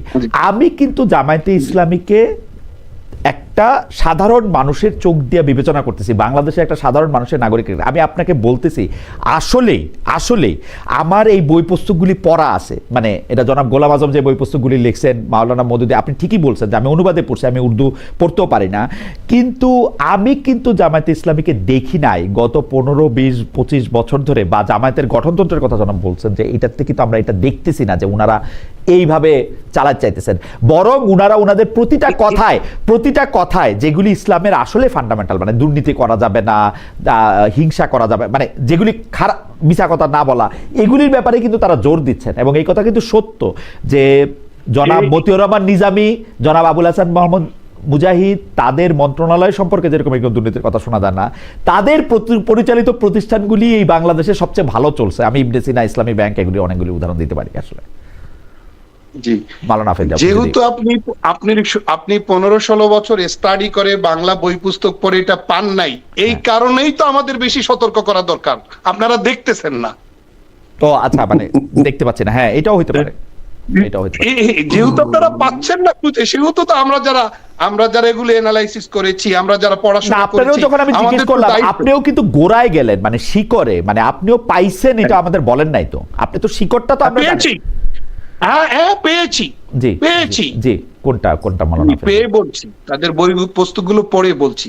হ্যাঁ, দ্বিতীয় কথা হলো আমরা বাংলাদেশ জামাত ইসলামীকে একটি দল হিসেবে আমরা এখানে আপনাকে কোনো কথা বলছি না, বরং আমরা আমাদের সেফটি এবং সুরক্ষার জায়গা থেকে আমরা 5 আগস্ট পরবর্তী, অভ্যুত্থান পরবর্তী বাংলাদেশে আপনি দেখবেন, লক্ষ্য করলে, স্টাডি করলে এই বাস্তব সত্য আপনার কাছে উন্মোচিত হবে নিঃসন্দেহে, যে আমরা কখনো অবস্থান পরিবর্তন করিনি, আমরা এক জায়গায় ছিলাম। আপনি আমাদেরকে স্টাডি করলে সহজেই এই বাস্তবতার সন্ধান পাবেন। এক জায়গায় ছিলাম, কোনো নড়াচড়া করিনি। বাংলাদেশ জাতীয়তাবাদী দল বিএনপির সঙ্গে আনুষ্ঠানিক ঘোষণা দিলাম মাত্র সেদিন, মাস 2 আগে, চূড়ান্ত কোনো সিদ্ধান্ত হয়নি। হলো তো সেটা শিবির। আমরা সদা এই কথাই বলে আসছি যে আমাদের অতীতের তিক্ত অভিজ্ঞতা, বর্তমান সময়ের বাস্তবতা, আগামীতে কোন পথে চললে কি পরিণতি হতে পারে সেই সম্ভাবনা, এই 3 উপাদানকে বিবেচনায় এনে আমরা আমাদের কর্মকৌশল নির্ধারণ করেছি। আচ্ছা, আমি একটা ব্যাপারে আপনার একটা দৃষ্টি আকর্ষণ করি, যেহেতু আজকে আসলে ভোটের আলোচনাটা সেই যেভাবে আসতেছে না, আমরা আরেকদিন নিশ্চয় আপনার সাথে ভোটের সাথে কথা বলবো। আমাদের একজন দর্শক উনি বলতেছেন, আমাদের দর্শক একদিন বলতেছেন যে ওনার নাম আরিফুল ইসলাম অফিসিয়াল, যে খালেদ ভাই আপনি পরিষ্কার না হলেও জনগণ মোটামুটি পরিষ্কার, জামায়াত আসলে দুর্নীতি তুলনামূলক কম হবে, ভোটে জিতবে কিনা তা জানি না। এক্স্যাক্টলি এই কথাটা আমি যেন আরো কয়েকজন লোকের কাছে শুনছি যে জামায়াত আসলে বাংলাদেশে দুর্নীতি কম হবে। আপনি এই প্রসঙ্গের ক্ষেত্রে আপনি এটা কিছু বলবেন কিনা? মানে জামায়াত আসলে অন্যদের মতো দুর্নীতি করবে, এইটা আমি জামায়াতের শত্রুদের মধ্যে বলতে শুনি নাই খুব একটা, মানে আমি শুনি নাই আর কি, আমি জানি না, আপনি কি বলবেন এটার ব্যাপারে? এইটা আপনি জামাত যেহেতু ইসলামের কথা বলে, এই জন্য ইসলামের মধ্যে দুর্নীতির কোনো মানে স্থান নাই। ইসলাম দুর্নীতির বিরুদ্ধে, সকল অনৈতিকতার বিরুদ্ধে, সকল মানে অপরাধের বিরুদ্ধে জিরো টলারেন্স নীতি গ্রহণ করেছে ইসলাম। ইসলামে কোনো ছাড় নাই। যেহেতু জামাত ইসলামী ইসলামের কথা বলে, স্বাভাবিকভাবে ইসলামী ফর্মুলায় মানুষ এই ধরনের পারসেপশন, এই ধরনের আশা পোষণ করবে, এটাই তো স্বাভাবিক। আমরা এই ধরনের পারসেপশনকে আমরা সম্মান করি। বাট অন্য জায়গায় যদি প্রবলেম থাকে, তাহলে এইরকম সুন্দর চর্চা, শোভাবর্ধন, এটার আগে আমাদের গোড়া ঠিক করতে হবে। এটা এই ব্যাপারে আমাদের পরিষ্কার কথা। মাওলানা আফেদির কথা একদমই পরিষ্কার। আমি একটু জনাব রঞ্জন একটু কথা বলতে চাইছিলেন, আমাদের একজন দর্শক, ওনার নাম তাহসিন, উনি ছাড়াও আরো অনেকজন দর্শক অনেক কথা বলছেন। আমি কথাগুলি একটু রিফ্রেশ করছি। তাহসিন সাহেবের কথাটা একটু বলি। উনি বলতেছেন যে মানে দর্শকরা বলতেছেন যে দুর্নীতি তো শুধু অর্থনীতিভাবেই করা যায় না, দুর্নীতি নানাভাবে করা যায়। এর মধ্যে তিনি বর্তমান সময়ের একটা কথা আপনাদের বলছেন যে তাসিন উনি খালেদ ভাই রাকসুর জিএস আম্মারের আচরণ স্বৈরাচারী এবং বক্তব্য ধ্বংসাত্মক, একটি ইসলামিক ছাত্র সংগঠনের প্রতিনিধির আচরণ এমন হওয়ার কথা কিনা। এরকম কিন্তু আমরা নানা জায়গায় এরকম আমরা নানা রকম দেখি। আমি দেখি যে স্টুডেন্ট ইউনিয়নগুলিতে নির্বাচিত হওয়ার আগে একরকম চেহারা, নির্বাচিত হওয়ার পরে একরকম চেহারা, এবং এইটা খুবই একটা সুবিধাজনক অবস্থান। যখনই এই ধরনের ব্যাপারগুলি সমালোচিত হয়, জামাত ইসলামী বলে দেয় ওইটা ওনার নিজস্ব বক্তব্য। অথচ চিটাগাংয়ে আমরা যেই মাপের নেতার কাছ থেকে এই ধরনের বক্তব্য শুনছি, সেই মাপের নেতারা পলিট ব্যুরোতে বসেন, জামাত মানে সুরাতে বসেন তারা। আমি জানি না, মানে বাংলাদেশে জামাত ইসলামিক ক্ষমতা মানে জিতলে উনি হয়তো স্বরাষ্ট্রমন্ত্রী হবেন। পরে আবার বলা হয় যে না, ওনার এই বক্তব্য আসলে আমার বক্তব্য না। এইটা আপনি যদি একটু ব্যাখ্যা করেন যে মানে এটা আমরা কেমনে কি করব এটা নিয়ে। ধন্যবাদ খালেদ ভাই। এখানে আমি একটা জিনিস তুলেছি, এখানে দেখেন তাফহিমুল কুরআন, এটা একটা খণ্ড আমি এখানে দেখাচ্ছিলাম, 21 খণ্ড মওদুদী সাহেব লিখেছেন, এটা বাংলা অনুবাদ করা হয়েছে। এখানে যদি কোনো ভুল থাকে, কোরআন শরীফে যদি কোনো ভুল ব্যাখ্যা থাকে, সেটা আফেন্দি সাহেব বলতে পারেন, এটা তো বাজারে আছে, সবার কাছে আছে। কিন্তু জনাব রঞ্জন আমি আপনাকে বলি, বাংলাদেশের আলেমদের অনেকে বই লেখে, কিতাব লেখে, এগুলি আমি বলছি কেন, এটা কোরআন শরীফের একটা তরজমা করেছেন মওদুদী সাহেব। না, তরজমা আর তাফসীর এক কথা না রঞ্জন ভাই, তাফসীর আর তরজমা দুটো আলাদা কথা। তারপরে তাফহিমুল কোরআন ছাড়াও আরো বহু পুস্তক আছে জনাব মওদুদী রচিত। জি, আমি এখানে আরো বলছি, এখানে মৌলানা মওদুদীর অনেকগুলো বই আমার সামনে আছে। তার মধ্যে আরেকটা আছে ইসলামিক বুনিয়াদী শিক্ষা। এই দেখেন ইসলামিক বুনিয়াদী শিক্ষা, এটা মওদুদী সাহেব লিখেছেন। এখানে আমাদের কাছে গোলাম আজম সাহেব কি বলেছেন, এটা আমাদের কাছে লেখা আছে। অধ্যক্ষ মৌলানা তৈবুজ্জামান জামাত ইসলাম সাহেব সম্বন্ধে কি লিখেছেন এখানে বলা আছে, আলেম সাহেবরা বলেছেন। আচ্ছা, আপনাদের একজন দর্শক বলছেন যে আম্মার শিবির করেন না, সেটা আমি জানি কিনা। আমি দেখেছি যে শিবিরের কর্মীরা আম্মারকে সমর্থন করছেন, এবং আমি জাকসুতেও দেখছি যে শিবিরের নেতা কিভাবে কথা বলছেন, পরে তার কথাকে আলাদা কথা বলছে। আমাদের দর্শকরা বলতেছেন যে আম্মার শিবির করেন না, এটা আপনি জানেন কিনা, মানে However, আরেক দর্শক এটা বলছেন যে আরেকটা দর্শকের কথা বলি, উনি আমাকে বলছেন যে সরকারের জুয়েল আহমেদ ওনার নাম, সরকারের কোনো প্রতিনিধিকে ডেকে এনে দয়া করে এই প্রশ্নটা করবেন, তারেক রহমানকে এত প্রটোকল কোন আইনে দেওয়া হচ্ছে, সরকারের কোনো প্রতিনিধি আমাদের এখানে আসতে রাজি হলে স্বরাষ্ট্রমন্ত্রীকে পেলে আমি অবশ্যই প্রশ্ন করব। জি, জনাব আখতারুজ্জামান আমাদেরকে বই দেখাচ্ছেন। আমি বইগুলো দেখাচ্ছি, এই বইগুলা তো আছে বাজারে, এখানে যদি কারো ভুল ভ্রান্তি থাকে আলোচনা করতে পারেন, কিন্তু এইটা তো জামাত বলে না, এই জামাত ইসলাম বলে না যে আমরা এই বই অনুযায়ী চলবো। এখানে তো তারা তাদের গঠনতন্ত্র দিয়েছেন এবং সেই গঠনতন্ত্র যে অনুযায়ী কমিটমেন্ট তারা করছেন, এবং তারা কি বলছেন, এই সকল মৌলিক বিশ্বাস চেতনা ভিত্তিতে শোষণমুক্ত, ন্যায় ও ইনসাফ ভিত্তিক সমাজ গঠনের উদ্দেশ্যে, মহান উদ্দেশ্যে বাংলাদেশ জামাত ইসলাম এই গঠনতন্ত্র প্রবর্তিত হইল। এখন আমার লিখিত আমরা কিন্তু আগাইতেছি না, মানে মেজর রঞ্জন আপনি একই জায়গায় আছেন কিন্তু একই যুক্তি বারবার দিচ্ছেন সুন্দর সুন্দর করে কথা বলে। আমার কাছে আমরা তো আগাচ্ছি না, আমাদের জনাব আফেন্দির একটা বক্তব্যর প্রশ্ন, মানে আমরা আসলে এখন 1 ঘন্টা 13 মিনিট প্রায় কথা বললাম, কিন্তু একটা প্রশ্নের উত্তরই উনি চাইছেন শুধু, যে আসলে আপনারা যদি সরকার গঠন করেন তাহলে আপনারা ইসলামী শাসন আনতে কোন ধরনের ইসলাম আপনারা ব্যবহার করবেন, কোন ইসলাম সেটা আপনারা পরিষ্কার করছেন কিনা। এইটা ছাড়া কিন্তু আর কোনো প্রশ্ন নাই। আপনি বারবার গঠনতন্ত্র আমাদেরকে দেখাইতেছেন, সেই গঠনতন্ত্র দিয়ে এই প্রশ্নের উত্তরে আমি একজন নবীন একজন সদস্য হিসাবে আমি আমার আমিরের সঙ্গে কথা বলে বা আমি জামাতের নেতাদের সঙ্গে কথা বলে যেটা বুঝেছি, জামাত একটি ন্যায় ভিত্তিক, ইনসাফ ভিত্তিক সমাজ ব্যবস্থা গঠন করতে চায়, যেখানে রাষ্ট্রে তার সকল নাগরিক নিরাপদ থাকবে।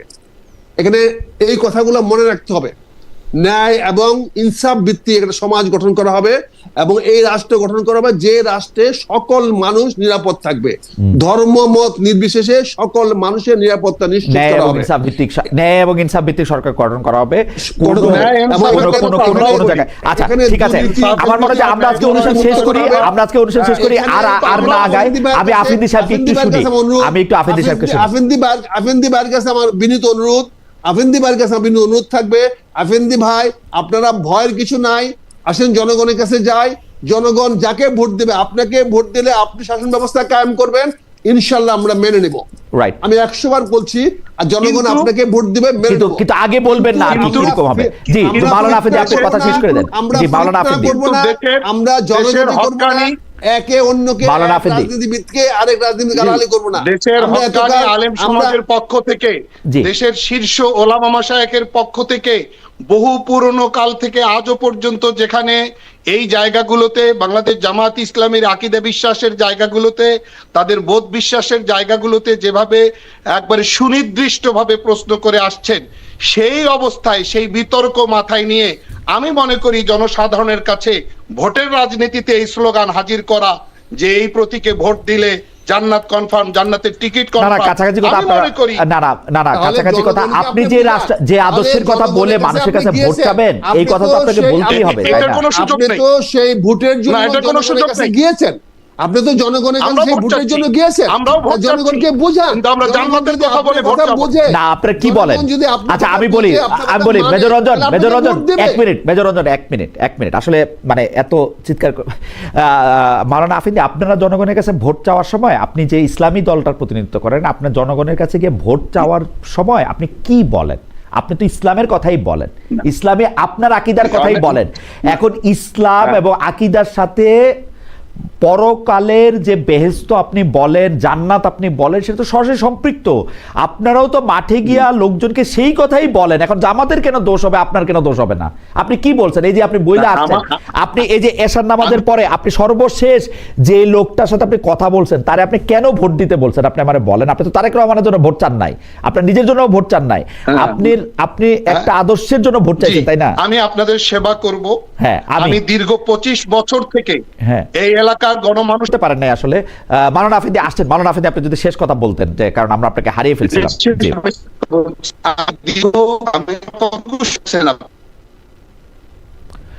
কিন্তু আমার কতটুকু হচ্ছে কথা শোনা যাচ্ছে কিন্তু আমার তো পরিষ্কার না, শোনা যাচ্ছে। কথা পরিষ্কার না, একটু মেকানিক্যাল আসতেছে। আপনাকে কি একটু ঠিক করতে করতে আমরা রঞ্জন ভাই থেকে 30 সেকেন্ড একটু শুনে নিব?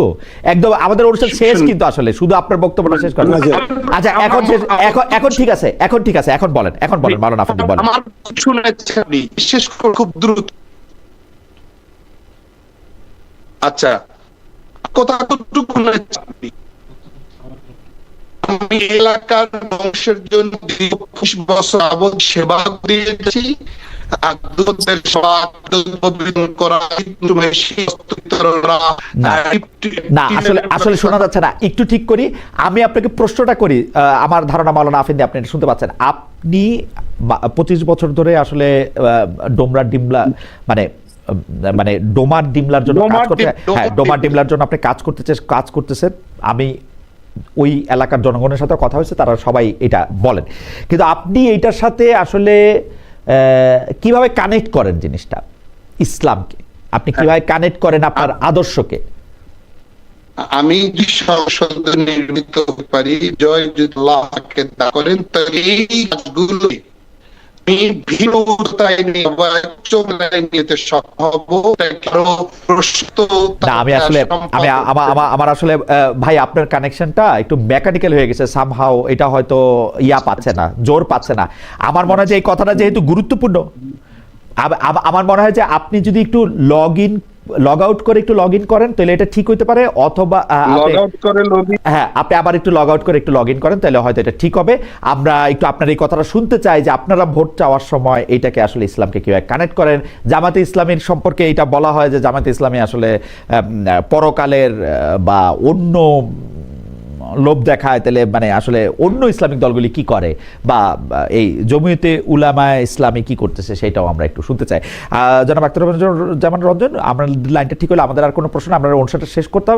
আপনি বাংলাদেশে 12 তারিখে যে নির্বাচনটা হবে সেই সময় বাংলাদেশের ভোটারদের জন্য আপনার যদি আলাদা করে কোনো কিছু বলার থাকে তাহলে আপনি একটু বলতে পারেন, আমরা একটু মানে উনাকে শোনার জন্য একটু অপেক্ষা করি, উনি লগ ইন করতে পারেন। ধন্যবাদ। জি ধন্যবাদ।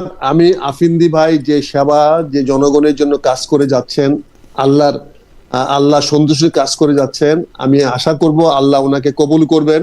আশা করব আগামী 12 তারিখে উনি এই যে 21 বছর ধরে, গত 30 বছর ধরে কষ্ট করছেন জনগণের কল্যাণের জন্য, জনগণের ভালোর জন্য, এই যে টিউবওয়েল দিয়েছেন, কম্বল দিয়েছেন, করোনাতে কাজ করেছেন, আমি আশা করি জনগণ ওনাকে মূল্যায়ন করবেন। ইনশাল্লাহ আমরা 12ই ফেব্রুয়ারি দেখতে পারবো জনগণ ওনাকে কতটুকু মূল্যায়ন করলেন। আমরা সেটা অপেক্ষায় থাকলাম।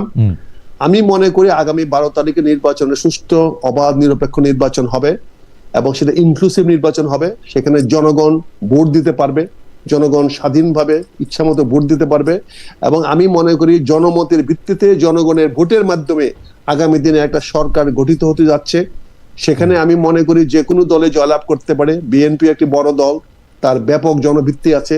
তৃণমূল পর্যায়ে বিএনপির যত কর্মী আছে, নেতা আছে, অন্য কোনো আমার মনে হয় ব্যাপারটা পরিষ্কার। আমরা অনুষ্ঠানটা আর লম্বা করতে পারবো না। আপনাকে অনেক ধন্যবাদ আফিন্দি ভাই, আপনার অনুপস্থিতিতে জনাব রঞ্জন আপনার জন্য অনেক শুভকামনা জানিয়েছেন এবং আশা করেছেন যে আপনি আসলে যেসব ভালো কাজগুলি করেছেন জনগণ তার সঠিক মূল্যায়ন করবেন। আপনি যদি কথাটা শেষ করতেন যে ইসলামী দলের একজন বড় নেতা এবং একই সাথে একজন আলেম হওয়া সত্ত্বে আপনার ভোটারদের কাছে কিভাবে কানেক্ট করেন আপনাকে ভোট দেয় এবং ইসলামের আকীদার সঙ্গে, পালনীয় আকীদার সঙ্গে।